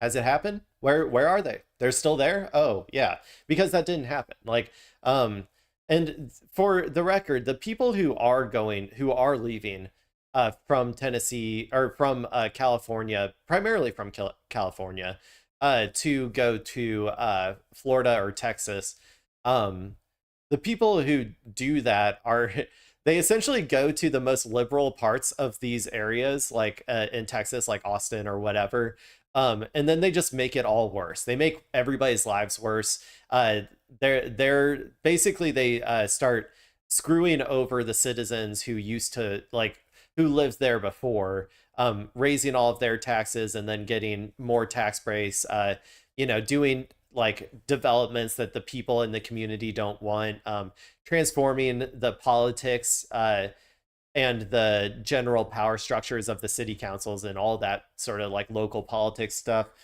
They basically just make everybody who lived there originally hate living there. Like they make everybody's lives worse when whenever they do actually leave and go to these other states. So Yeah, I'm hoping that none of these fucking billionaires, if they do flee New York, I'm gonna be out, like, if they try to come to St. Louis, I'm gonna be like, fuck no.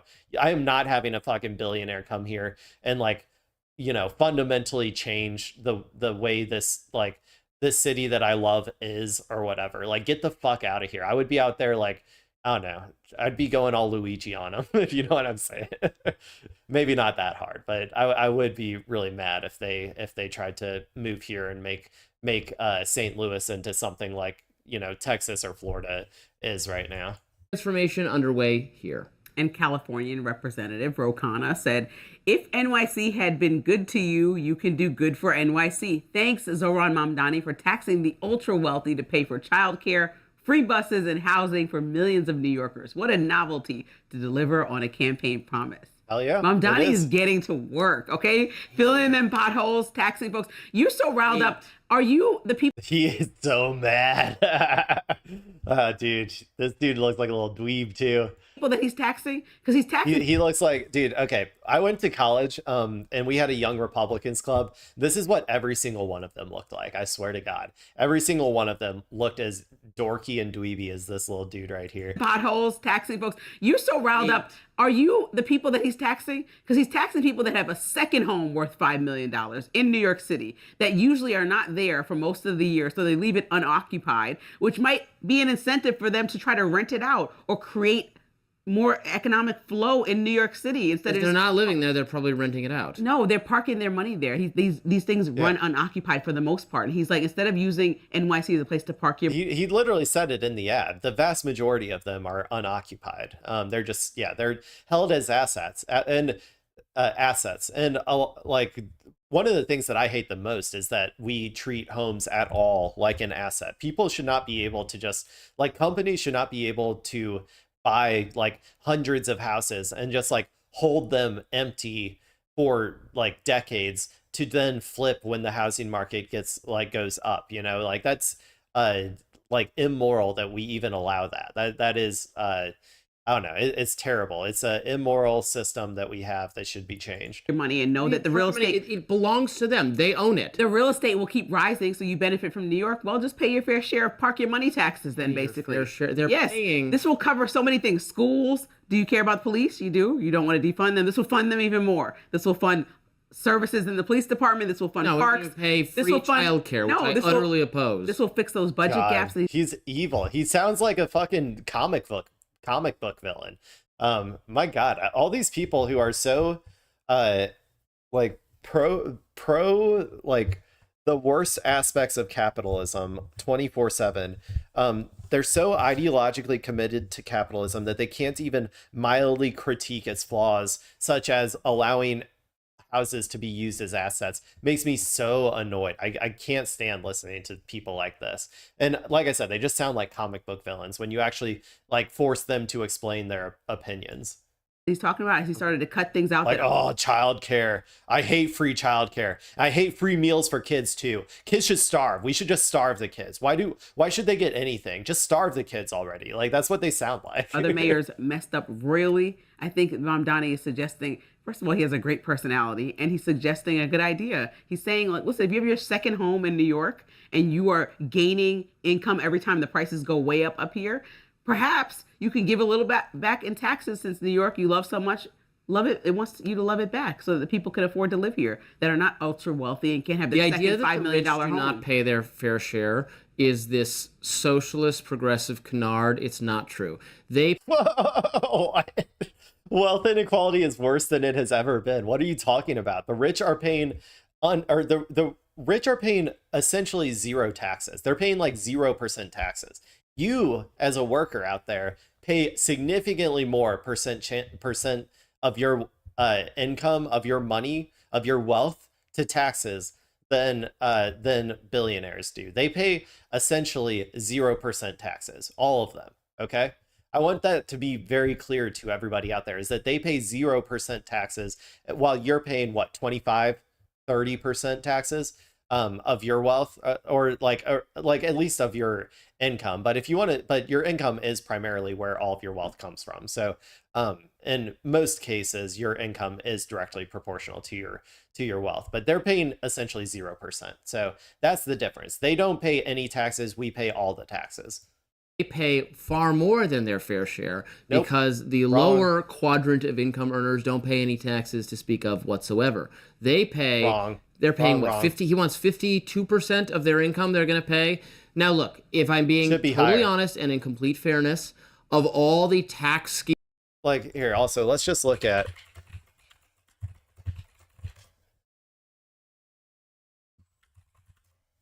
One sec.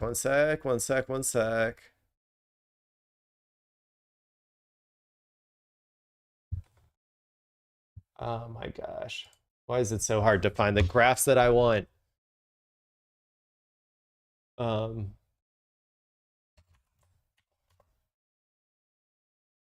it's so hard. I want like one that goes back to like way. I was hoping to go back even further than this, but oh, here's one. No, that's not it. Ah, man.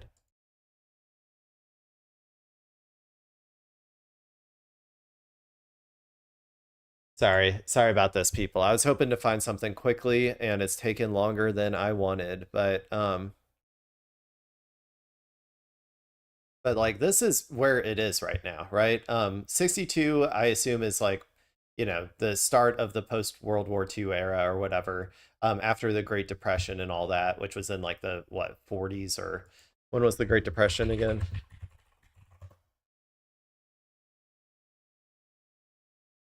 Yeah, 40s into World War II. This is like post that or whatever. I think if you went back to like the Gilded Age, you would see as well, but like the share of American wealth owned by the top 1% versus bottom 90%. This is what this is what our system has generated. And this is why people feel like they don't have enough money anymore. It's because all of our money has been getting slowly but surely siphoned up to the 1%, to the ultra rich, to the billionaires. They have more wealth than they could ever dream of right now. And I think they even have more than they did back in the Gilded Age, which was like the 20s. This graph doesn't go back that far. But I think even back then, they had less. There was less wealth inequality back then than there is now. So yeah, we need a radical redistribution of wealth if we want to have a functional society. So those are, and to this guy right here, this little dweeb, you have two options here, okay? There's two options. You either force these people through taxes to pay more of their money and redistribute the wealth, like radically redistribute the wealth towards the working class, or you get a revolution where people just seize the means of production and take it all from you guys by force, like at the barrel of a gun. Those are your two options. And that's always been the two options. It's, you know, I have a feeling the arrogance of the capitalist class, which way it's going to end up going.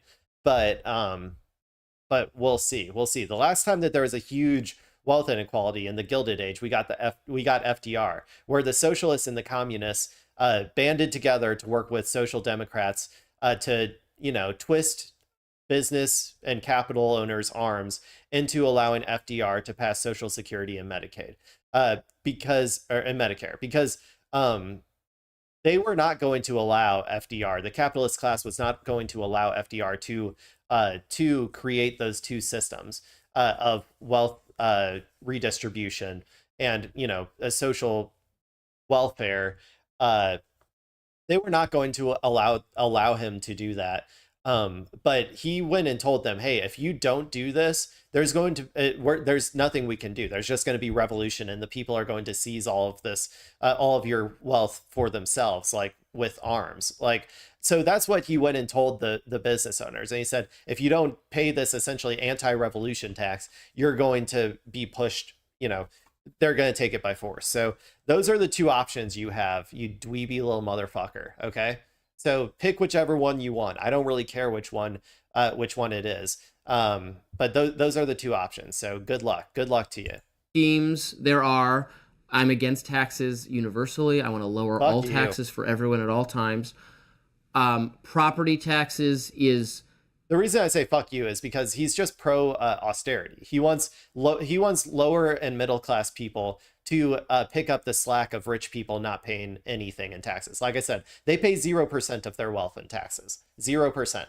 We pay 20 to 30%. They pay 0%. That's the difference. A relatively preferred method of taxation from my standpoint. Okay. So the ranking tax schemes. Bad is income tax. Income tax I want reduced to nothing for everyone. We shouldn't tax people. Austerity.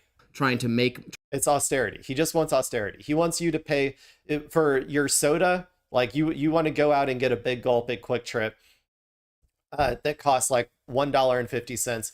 He wants you to pay an extra $3 of taxes on that big gulp. And the rich people, yeah, they'll also have to go out and pay $3 on that $1.50 big gulp in terms of taxes. But that means like nothing to them. So yeah, that's just austerity. Trying to earn money, trying to work productively to grow the economy, and you're punishing that. Anything you tax, you get less of. So if you tax income, people work less. It's just a fact. Stupid thing to tax. We don't want to punish people for being productive. Property tax is in the middle. I don't want property tax because I just don't want taxes at all. But there's a finite amount of property. And also the thing that's funny about these guys is when America's system of borrowing unlimited amounts of money from China in order to fund all of its foreign wars inevitably collapses in on itself, like the $40 trillion in debt that we are right now.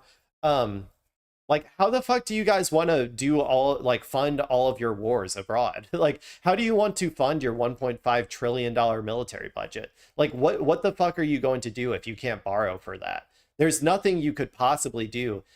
You could not, I don't even think that we could just like bring taxes up enough to fund like the foreign interventions that we are currently doing and the military industrial complex that we pay ungodly heaps of money to.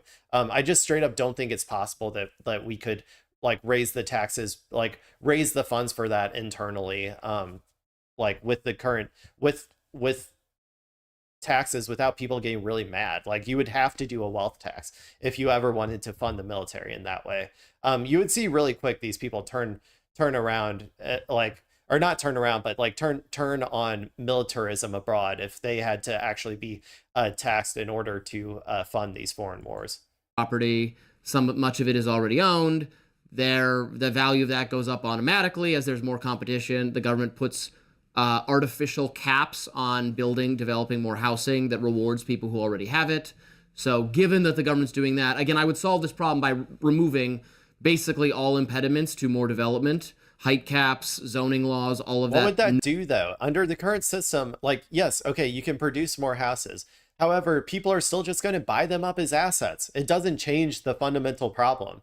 Like we built a ton of houses back in the day, and like it's a crazy amount of houses in America are just sitting unoccupied. It's like 20 to 30% or something. Like it's an insane amount of houses that are already built and are just sitting unoccupied. Let me see if I can find an actual stat. Percentage of homes sitting unoccupied. Okay, sorry, I was a little bit high. 10% is what Google AI tells me. So take it with a grain of salt, but 10% of houses are completely unoccupied. That's 10% of the supply is essentially out there, ready to be rented, ready to have a person or a family live in them, that are just being hoarded.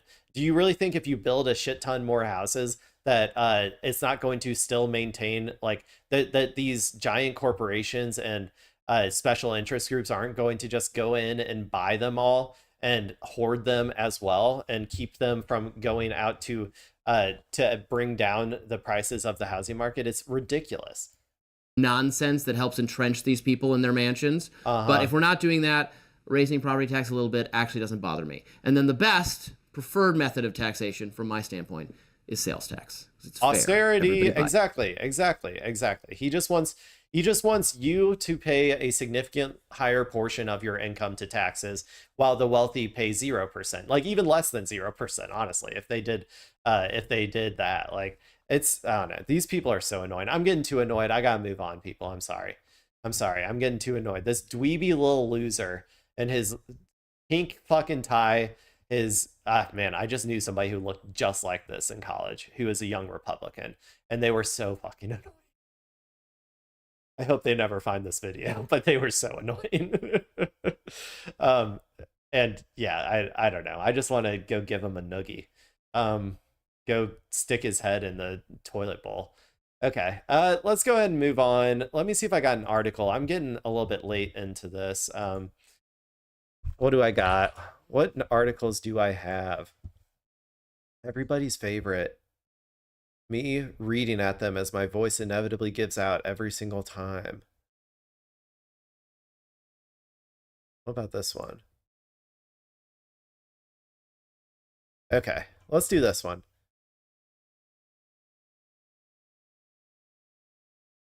Okay, and let me pull up some supplemental information just to make sure I got this right.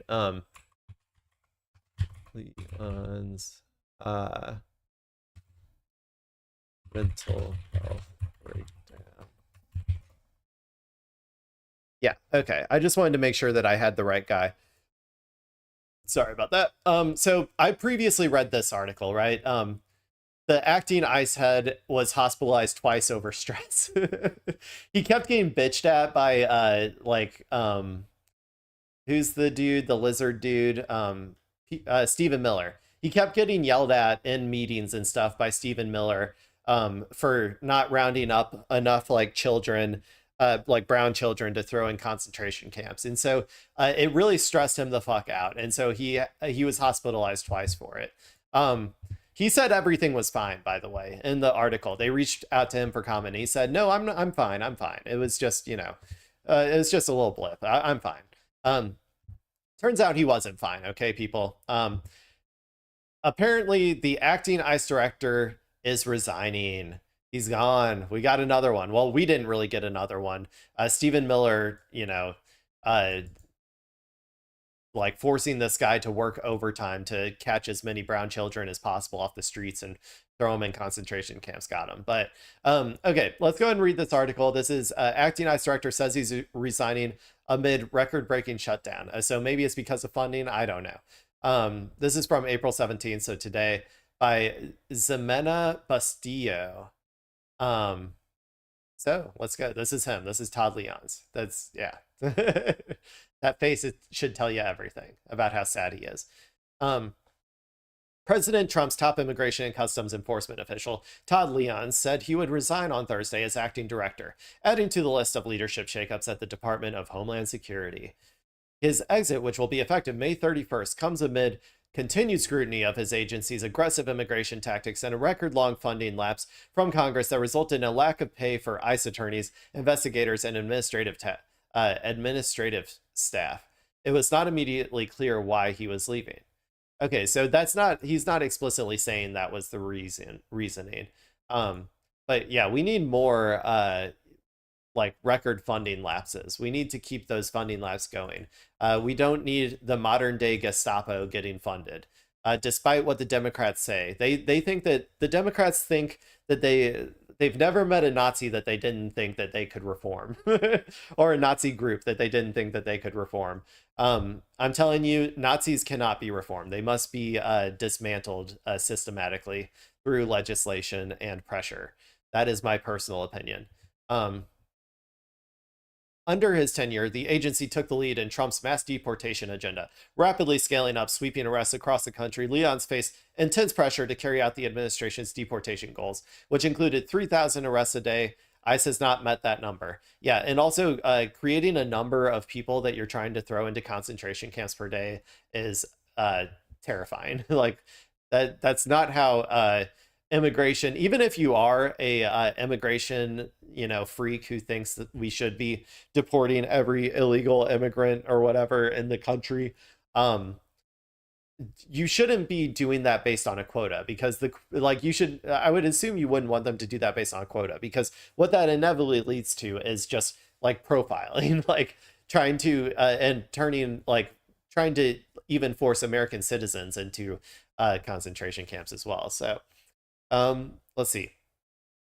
He also oversaw a hiring surge that brought on 12,000 new employees, a record high number of people in immigration detention, and over 570,000 deportations. And those were all the fat people and the like 12-year-olds that we saw in the TSA, helping TSA out. Not 12-year-olds, but they were like, they were like 18-year-olds who are getting paid with what I call the jobs program for the unemployable, that is immigrations and customs enforcement. Todd is a phenomenal patriot and dedicated leader who has been at the center of President Trump's historic efforts to secure our homeland and reverse the Democrats' sinister border invasion. White House Deputy Chief of Staff Stephen Miller said in a statement, his courageous work at ICE has saved countless thousands of American lives and helped deliver safety and tranquility to millions of Americans.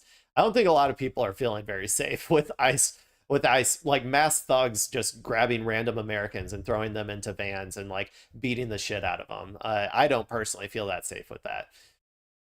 His resignation comes after several other staffing changes at the broader department after more than a year of Trump's second term. Homeland Security Secretary Mark-Wayne Mullen, a former Oklahoma senator, took over from Kristi Noem to run the agency as of last month. Madison Shahan, former deputy director at Immigration and Customs Enforcement, left her post at the start of the year to run for Congress, and top Democratic spokesperson Tricia McLaughlin left her role in February. Major shakeups happening over here in ICE, which honestly is probably not a good thing. It's probably going to become even more brutal and transparently fascist in whatever this next iteration of it is going to become.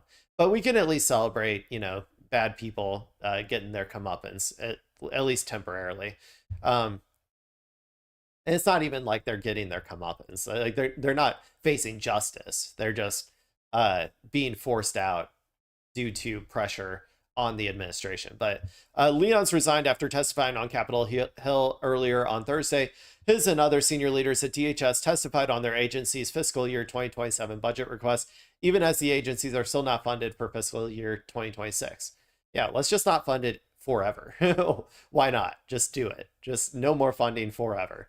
I'm deeply proud to stand alongside the dedicated men and women of ICE who work tirelessly every day to enforce our nation's immigration laws. Leon said in opening remarks, one of my top priorities is to ensure that ICE operates efficiently. In recent months, Leon's also faced criticisms and questions from lawmakers regarding various instances of use of force by his officers, including after an ICE officer shot and killed a U.S. citizen in Minnesota in January. 2 U.S. citizens in Minnesota. Let's not forget, Let's not forget, oh my gosh, now I'm forgetting. Who are they? I'm terrible with names, people, but Renee Good and Alex Preddy. I remembered it before I actually Googled it, just so you're aware. I do eventually remember them, but I'm also on the spot when I'm reading these things, and my recall when it comes to names is absolutely horrible. I usually forget people's names, like the sentence, the second it leaves my brain from the sentence before, I will forget these people's names. But Leon's also faced questions about the training new ICE recruits have received and the condition under which did I even finish that sentence? I don't think I did. Including after an ICE, Leon's told Congress the agency conducted 37 investigations into officers' use of force last year, though he didn't say whether anyone was fired. That's the Israel strat, baby. Yeah, we're totally investigating it for sure. We're investigating those 5 IOF soldiers who gang raped a Palestinian prisoner for sure. For sure we are. Totally. And then nothing ever happens. Yeah, that's what always happens when people are unaccountable. Customs and Border Protection officers in January also shot and killed a U.S. citizen. Oh, maybe they're just separating which agency killed which protester, which, I mean, a distinction without a difference, in my opinion. They're all under the same umbrella, the same fascist umbrella. Leon's also faced questions after the training new ICE recruits have received and the conditions under which deportees are detained. This year is also on track to break records for the number of people to have died in ICE custody. We're going to start seeing a lot more of that. It's pretty costly to actually, operate these concentration camps. Like, to operate these, slave labor camps that you throw, like the voids that you throw these, 12-year-old Mexicans into. It really is like very expensive for the American taxpayer to operate these concentration camps. And as this continues and people become more aware of how expensive it is and how annoying and difficult it is to maintain these concentration camps, there will be two things that happen. The conditions will get a lot worse, but eventually they're just going to turn into death camps like the Holocaust. So that's assuming that the Democrats aren't able to actually stop this process and this march towards fascism that we're currently living under. And I don't have a whole lot of faith, but Leon's joined the agency in 2007 after being with the U.S. Air Force. His next steps are unknown, but a statement from Mullen said he would be pursuing an opportunity in the private sector. Maybe he'll start a podcast. He jump-started an agency that had not been allowed to do his job for 4 years. Thanks to his leadership, American communities are safer, Mullen said. We wish him luck on his next opportunity in the private sector. The ICE director must be confirmed by the Senate. Leon's had only been serving as an acting capacity. There has not been a Senate-confirmed ICE director since the Obama administration. So there you go. He was getting a little too worn down. He was getting yelled at too much, getting cucked too hard by Stephen Miller, and so now he's gone. Bye-bye. Go start a podcast or whatever the fuck you're gonna do. I would also just go die already is what I usually say to ghouls like this. So there you go, a little continuation, a little follow-up on a story that I previously read. If you want to see that one, I'm sure you can find it on my YouTube channel, although I post a lot of videos, so you might have to go searching, but I'm sure that you can find it. Let's go ahead and move on to everybody's favorite portion. X.com. Is this really the newest stuff? I thought there would be newer stuff. Refresh. Okay. We'll start. We're just going to scroll around. We'll see if we can find anything fun to talk about, and then I'll get out of here. So let's go ahead and watch this video by Power to the People. Proud socialist, Argentinian voter. I voted for Javier Milei and now I can't afford rent. I'll either vote for Milei again or I'll leave the country, but I'll still never vote for the socialists. Owning the left by owning nothing at all. That is what capitalist indoctrination does to a person. Okay, let's go ahead and watch this. This poor, sweet girl who has been misled so thoroughly into voting against their own interests. Y no, yo lo voté. Yo lo voté y let's not watch this if it's not dubbed. Yeah, okay. This person might actually live in Argentina or something. But okay.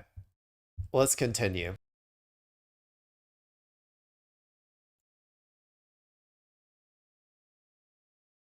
What's this? The code newsletter. That's ad. That's an ad. Funny thing though about Claude. I've read a lot of articles lately about how there have been no productivity gains at all from Claude Code and from coding AI in general, which was supposed to be one of the primary use cases of it. And I think the problem tends to be that all of this code still has, number one, it's buggy as shit still. It's unable to really do stuff in a way that is more effective than an actual human being writing the code. But also, if it's going to be maintained at all, then it still has to go through a pull request, and a review process. And the review process then just becomes essentially rewriting all of the garbage code that was created by Claude and slowing that process down. And then also the third and final thing is that the bottleneck of coding is never the code itself. I've always thought this. It takes the bottleneck number one is always the business. like and like getting requirements and all of that sort of stuff. That's where the primary bottleneck is. But number two is the process, which takes up a significant amount of time, which it's important to have a process, like the process of getting from code developed to production. That whole thing takes a lot of time. But it is good to have a, time, like put in the effort and the time for a good process in order to maintain stability and, velocity over the long run, right? But then also, what was I going to say? There is another thing I was going to say in terms of, I can't remember. So the thing that I would say though, if AI code was going to be productive, is that it needs to be like if you're going to go the AI code route, then it needs to be completely and totally obfuscated from the developer, and it should be thought of as a black box that nobody is ever going to look at again. If you're going to actually develop this like with Claude or whatever. So if you're going to think of it that way, in my opinion, I thought about this, like, honestly, I had thought of an idea for this, like way before this whole new iteration of AI started. But like the way that I would see that is you write tests, like humans write tests and they read and maintain the code base for tests.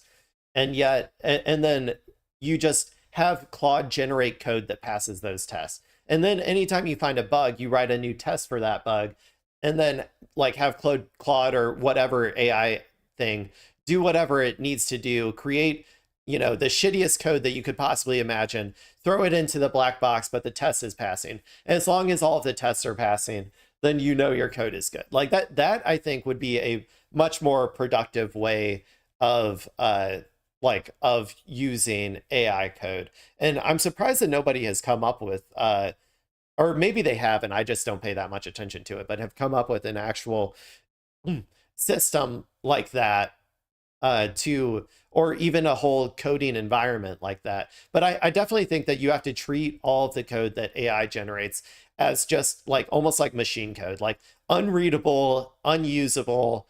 Like you're not going to like go through like the compiled JavaScript chunks or whatever and like try to understand what's happening, right?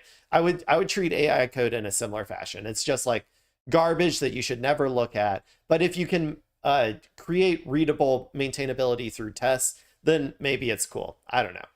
That's my thoughts on AI coding software, at least. And like generally automating, like I don't care if people use it to automate like, I don't know, getters and setters in Java or something, or like that stuff has been around though forever in terms of just plugins in your IDE. So it's not really that big of a difference to have AI or AI large language models doing it, but sure, go for it. If you want to use it that way too, that's fine. Man, I just talked about an ad for like 5 minutes. Okay, what's this? Oh, so Hassan had Amy Goodman from Democracy Now! On his channel. This was, I think, the first time that Hassan ever met Amy Goodman. And I don't think she knew who the fuck he was, which was kind of funny. And I think this is him showing Amy that first clip. Convention, and so we've got endless stuff on YouTube and on our website, democracynow.org. Can I take a photo with you? Is that okay? Oh my God! Here you go. I'm gonna cry a little bit. I'm fangirling. Why don't you come visit us in New York? No, absolutely. So that's what I was gonna say. Someone from your like donation department or whatever sent me an email because like they didn't know who I was. They just like sent me an email as like a donor, and I was like, I don't think they know who I am. They just. Well, now I know that you do, but I meant like when the donation department was like, hey, you should come check out the studio as a big donor. I was like, no, I don't think they know who I am at all. Let's take a picture. All right. Is it okay? Can we hear your oh, there it is.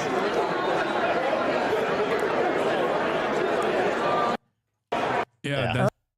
Okay, That was our first interaction. And that's amazing because I'm with all my colleagues there, and it's really a brain trust of Democracy Now! Hani Massoud almost. Yeah, I guess that's it. Amy Goodman's the goat though. Like yeah, she's awesome. I don't watch Democracy Now! As much as I think Hassan does, but I do watch some of their clips, and I occasionally use them on my YouTube channel as well. But I think they do really good, like, deep dive reporting as well. In terms of like, they do like documentary filmmaking and stuff. I think, and I've seen a couple of those. But yeah, let's go ahead and move on. Uh-oh, she brought her dog though. You know what happens if that dog doesn't go to its place, right, people? Okay, what else we got?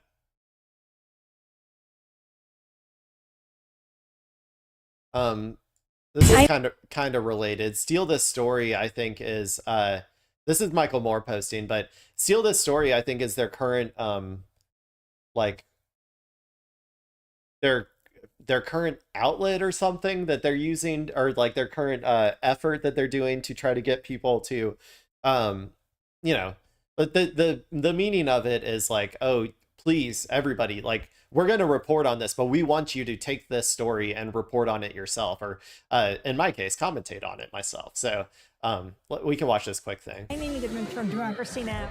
Man, she doesn't care what anybody thinks. Independent media is the oxygen of a democracy. We will not be silent. If she believes something, she's going to fight for it. Steal This Story, please. Oh, it might be a movie, actually. New film. Okay, so it is a movie. Okay, I wasn't paying a ton of attention when she was on Hassan, to be honest. I was working, so but yeah, so I guess it's a movie. So if it's got a release near you, you can go check it out.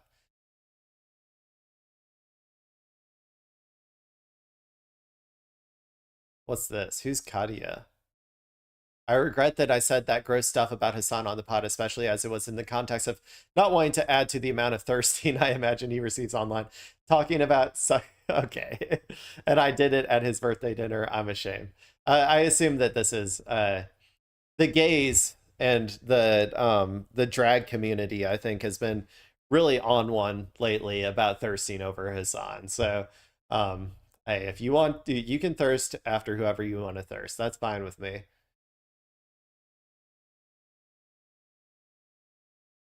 Okay, what do we got?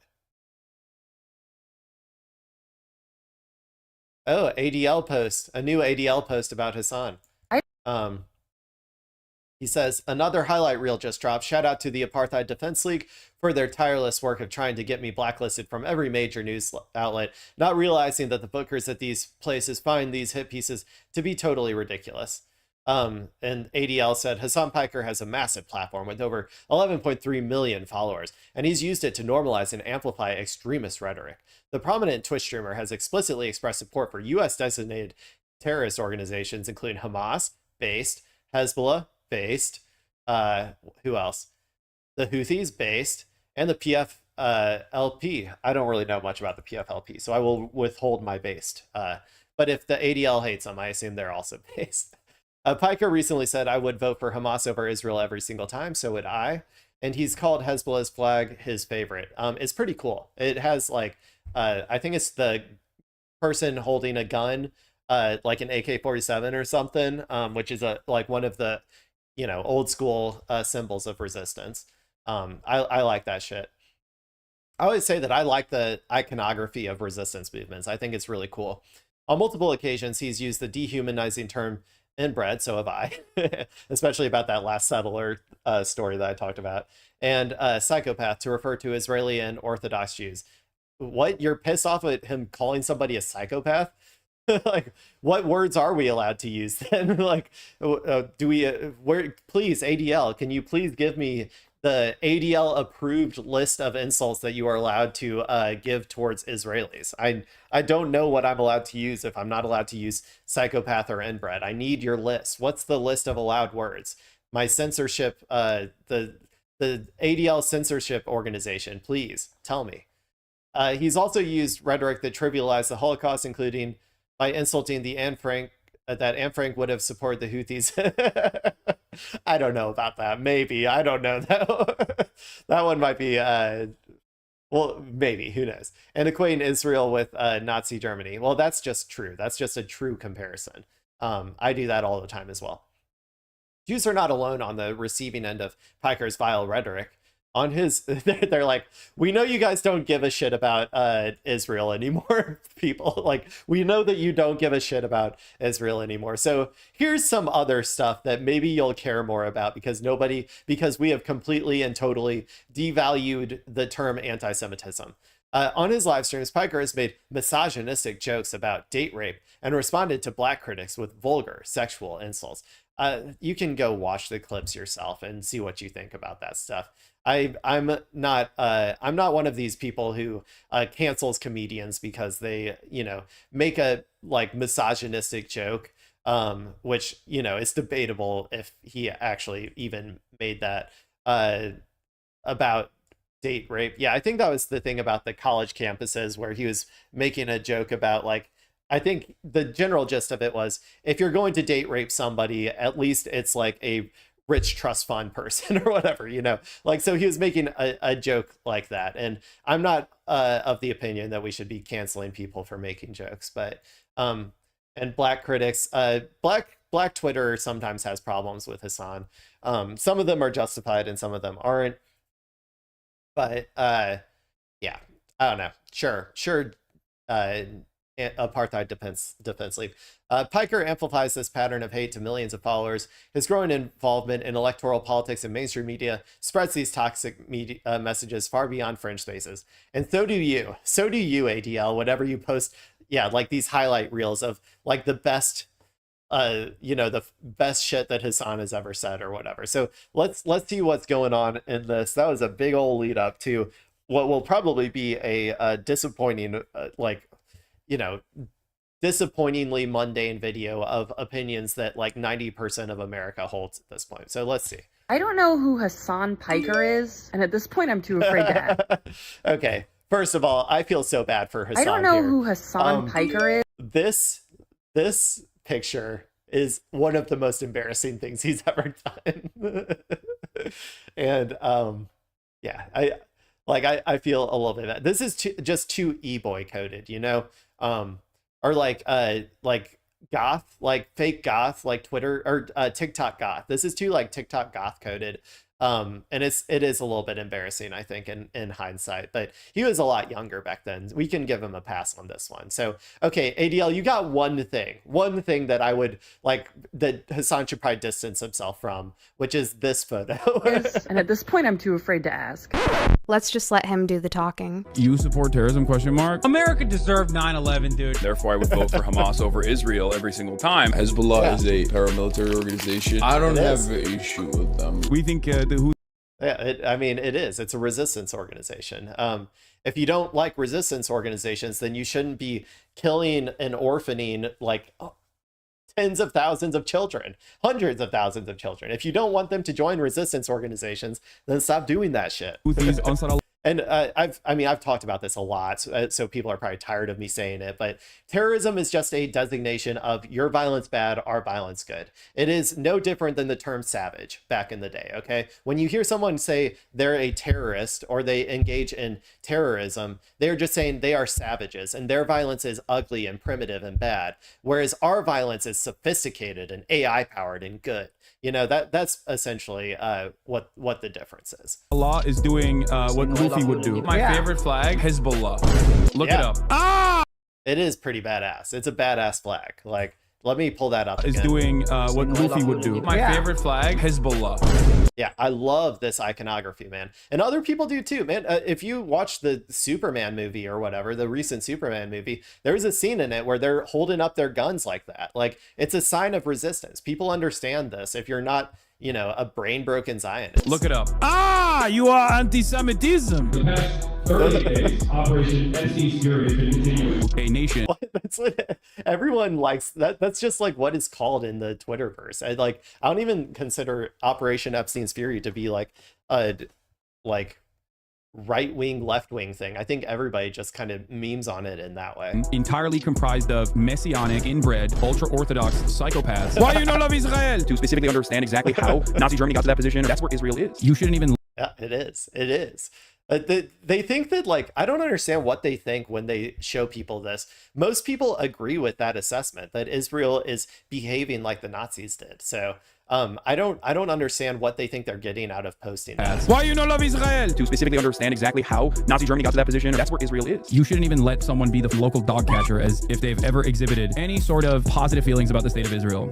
I mean, I also agree with that. Well, I'm not having positive feelings, but if you have ever been in the IOF, I think that you should be tried in The Hague. Like, if you have ever partaken in the war crimes that the IOF has perpetuated in any way, shape, or form, be it direct and physical or tactical, like behind the scenes, then I think that you should be in The Hague, that you should be tried and judged and put in prison in The Hague.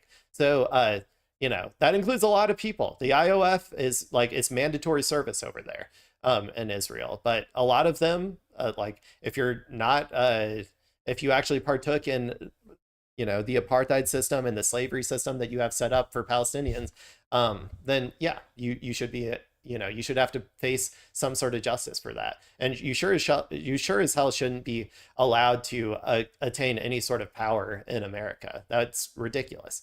Like, should we also let the Nazis, like former Nazis, attain power in America, or neo-Nazis attain power? No, we should keep them from having power. That's, you know, that's a good thing. It's gotta stop there, right? Bro, what rapes did Hamas do? Any other black folk want to engage in rap?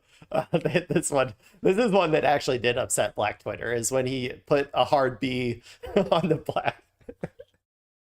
Which, hey, I'm not going to get into it. Black Twitter, leave me alone. I got nothing. You can be mad at Hassan as much as you want. I'm perfectly fine with that. I am not like some defender of Hassan. Like, I don't give a shit if you guys want to go after him. Go for it. Radical activist language in this chat. Who is you harder, America or fucking Ho Chi Minh? Suck my old lady. When people tell you who they are, believe them. Wow. Great one. That was a great highlight reel. I agree with Hassan on that one. A great highlight reel. Cool. Rad. I was on that one for a while too. Guys, it's getting late. I gotta find a funny one and get out of here. So the next funny one I can find is gonna be the last one. So what do we got? Oh, Reese Witherspoon. Uh-oh. Is braving backlash and doubling down on urging women to learn how to use AI tools. The AI revolution has begun, and I need to learn as much as I possibly can about AI and share it with all of you. Also, FYI, the jobs women hold are 3 times more likely to be automated by AI, yet women are using AI at a rate 25% lower than men on average. We don't want to be left behind. So do you want to learn with me? Oh, Reese, please. I mean, this isn't the worst thing you could do. Being an AI stooge is on the scale of like not liking mustard to like partaking in like Israeli death marches or whatever, like killing Palestinians. Being an AI stooge is kind of like middle of the road to me. It's annoying, but you know, whatever. I'm not gonna boycott like Legally Blonde or whatever. She was in that, right? Just because of this. I'm just saying, people, you can consume content under capitalism however the fuck you want. I'm not your dad, okay? What do we got? We've already read these stories. Young men are returning to religion. 42% of men under 30 now say religion is very important to them. A big jump from 28% in 2023, according to a new Gallup poll. At the same time, young women are moving in the opposite direction, with just 30% saying the same. Okay, 100%. 100% I know what's going on here. You can fact check me later on this. This is people just saying that they think religion is important to them. Like, these are people who just put on like a chain with a cross and they say, yeah, I'm super religious. Like the TikTok religion influencers, like these types of people, it's the most performative like signifier. It's just a signifier of your values more than anything. And this is not a real thing. I guarantee you the church attendance rates are still going down. 100%. Give me a stat on this one. The resurgence is playing out in the pews, with church attendance ticking back up among young men, especially in Republican circles. This is just people like, yeah, donning the aesthetic of Christianity, man. And young Democratic men are showing a drop in church attendance over the last 20 plus years, according to the polling data. In 2040%, compared to just 26% now. As an agnostic, I really don't give a shit. Religion is value neutral. It can be used for good. It can be used for bad. So if it does happen, it happens. If it doesn't, it doesn't. I'm just saying my bullshit meter is going through the fucking roof on this one. So, okay, let's find a funny one and get out of here. What is this? I don't think I can listen to that, but it's 5 minutes. It's too long for me. Let's go. Let's find something else. Okay. This could be funny. Let's see. Maybe. I don't know. This is April a Joy. I compared photos of myself when I was conservative versus recent photos as a progressive, and the difference is wild. There's a couple things that I'm going to predict here. Number one, their makeup is going to be much better now than it was back then. Conservatives, I don't know why they're not very good at makeup. They all have the same exact like early 2000s era makeup style that yeah, I don't know what it is. And maybe not all of them, but the prominent ones really seem to. What else? They're probably going to dress a little bit boring, if I had to say. Although if this is her right now, I would say she's also still dressed a little bit boring, but she's just making a TikTok. So who knows? What am I doing judging her?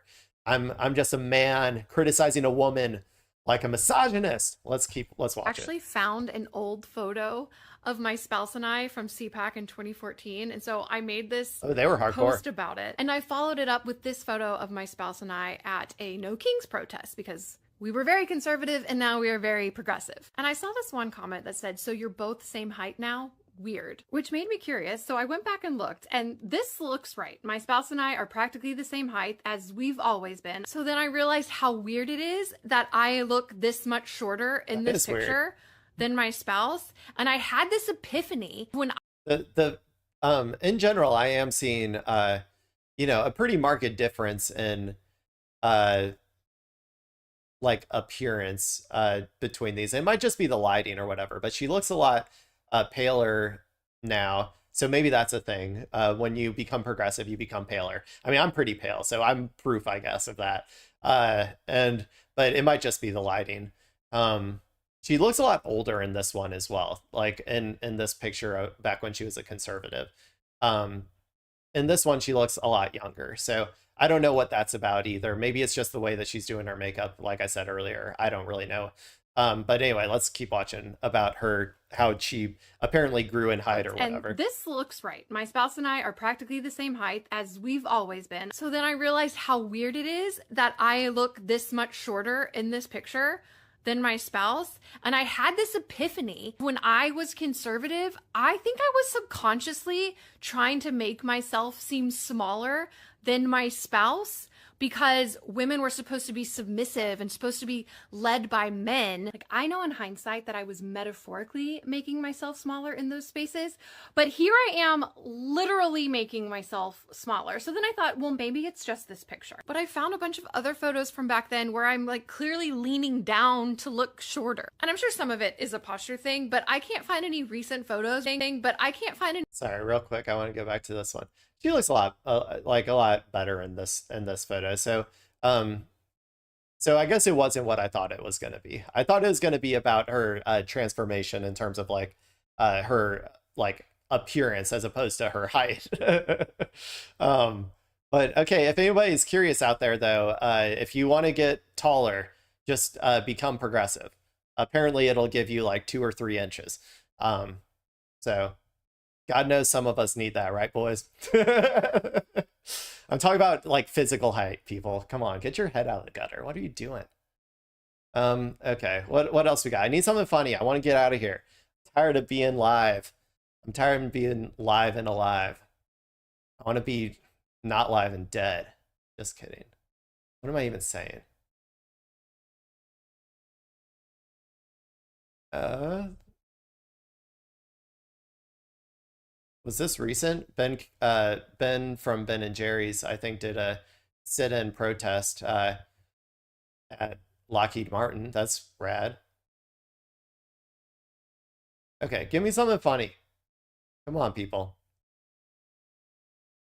That's some food. Oh, God, I could use some good food right now. I'm pretty hungry. Okay, come on.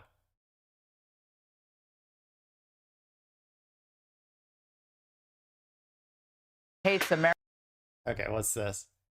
Fox News has made Hassan Piker its #1 target. What are they so afraid of? Molly New, okay, says he is a useful idiot that MAGA can use to undermine Democrats in the midterms, and his cult thinks it's based or whatever. Okay, let's see what we got here. What can we say to this?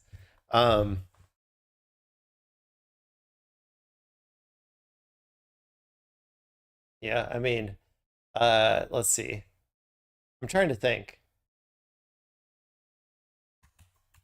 I don't know if I should be serious or just like dunk on him.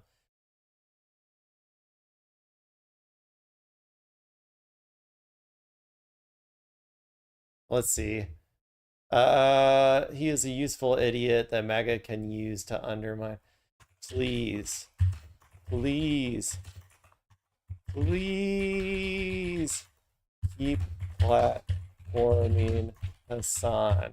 It is making the Democrats' brand go through the roof with independents and even Republicans.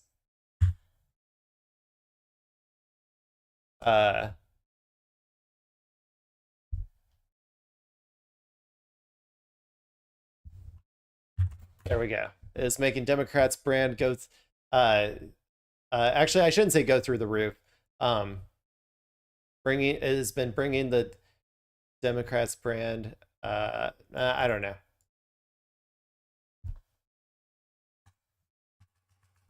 No, I'm just gonna say something simple. I'm gonna say, don't threaten me with a good time. I'll just say that. Don't threaten me with a good time.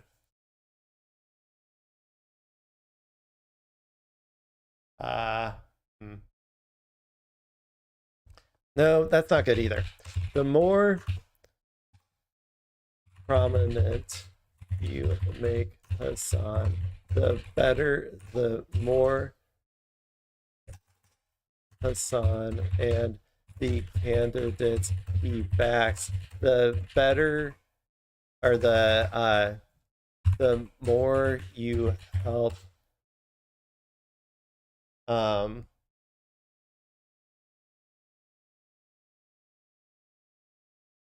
the revolution, the help bring about the man, I'm having a real hard time with this one. I think that's a sign that I should give it up. I can't. I wanted to like dunk on him, but I also wanted to be serious. I just couldn't get there. I couldn't get there. So, you know what? That happens sometimes, people. We've all experienced a little bit of performance anxiety, right? Where you're trying like when you're in the bathroom and someone's standing next to you and you're trying to get it going, you're really trying to get it going, and it's just not happening. And you just have to sit there and pretend to flush like yeah, I did. I did it before you got here. Like that's basically what happened right there. Okay, come on, people. I need something funny. Please, please. X, provide me with something funny. Oh, okay. Here's a kind of funny one, but it's a little too short. But this is Trump announces he's permanently opening the Strait of Hormuz. There you go. Yeah, he did it. He did it.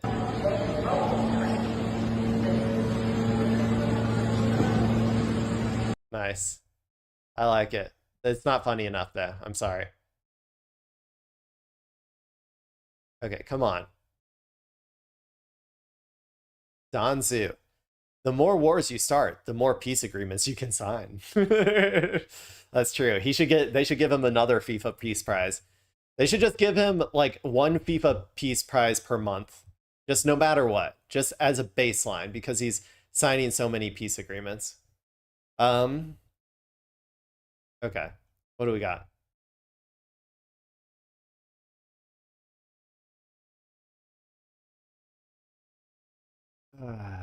I don't think that's going to be funny. What, Samuel L. Jackson?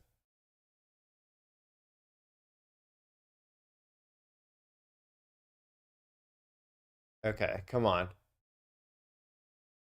Okay, come on, something funny. I like Greta. I'm just so proud of her. I feel like a dad who watched their kid grow up and just being so proud of her that she didn't turn into like a, you know, bastardized, liberalized version of herself. It's amazing. Okay, come on, people.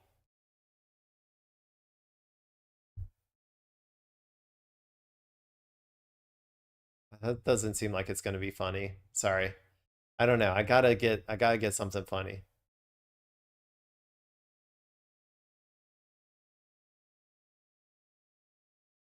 A blue whale's poo can weigh as much as 4 tons. That's a lot of poo.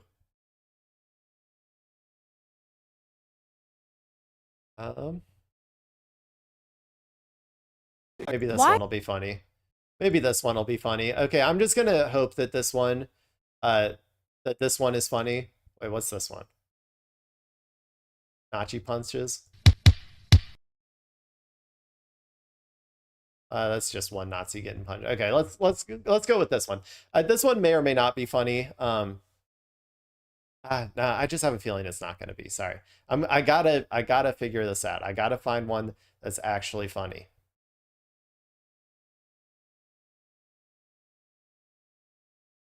What's this one? Ludwig? I always thought it was a bit, like just a bit he always committed to. I did not know that it was real until I saw a clip of him this past week calling his mom and asking his mom, and his mom confirms it. And I just thought he was joking. I don't know. I just really thought it was an elaborate bit about his grandparents being cousins. Anyways. Oh, God. He's genuinely inbred. I didn't know that. if they're talking about Ludwig, I didn't know that. Okay, come on. Where's... Okay.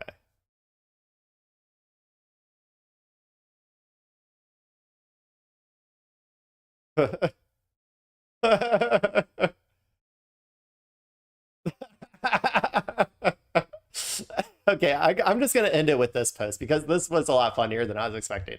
Okay, Steve, I assume some sort of conservative dude, says, someday they will learn.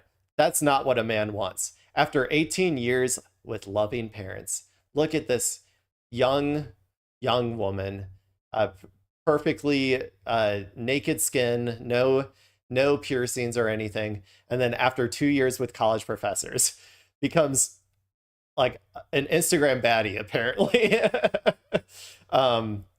With like sick tattoos. Now, I don't know which of these two people you would like to date.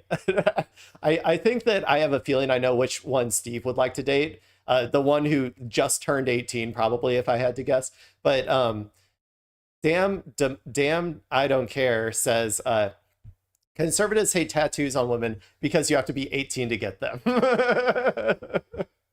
Which is so true. They would much rather you look like a little baby because, you know, in the end, they have a psychosexual fixation on fucking children generally. I'm not saying all conservatives. I'm just saying there is a statistically significant amount of conservatives who have a weird fixation with, you know, infantilizing women and, you know, trying to act on that infantilization. So I'm going to go ahead and give this one a like. I'm going to call it with that post, people. I'm going to call it, okay? Good stream. I had fun. I hope you did too. Thank you all for watching. If you're watching the VOD, love you too.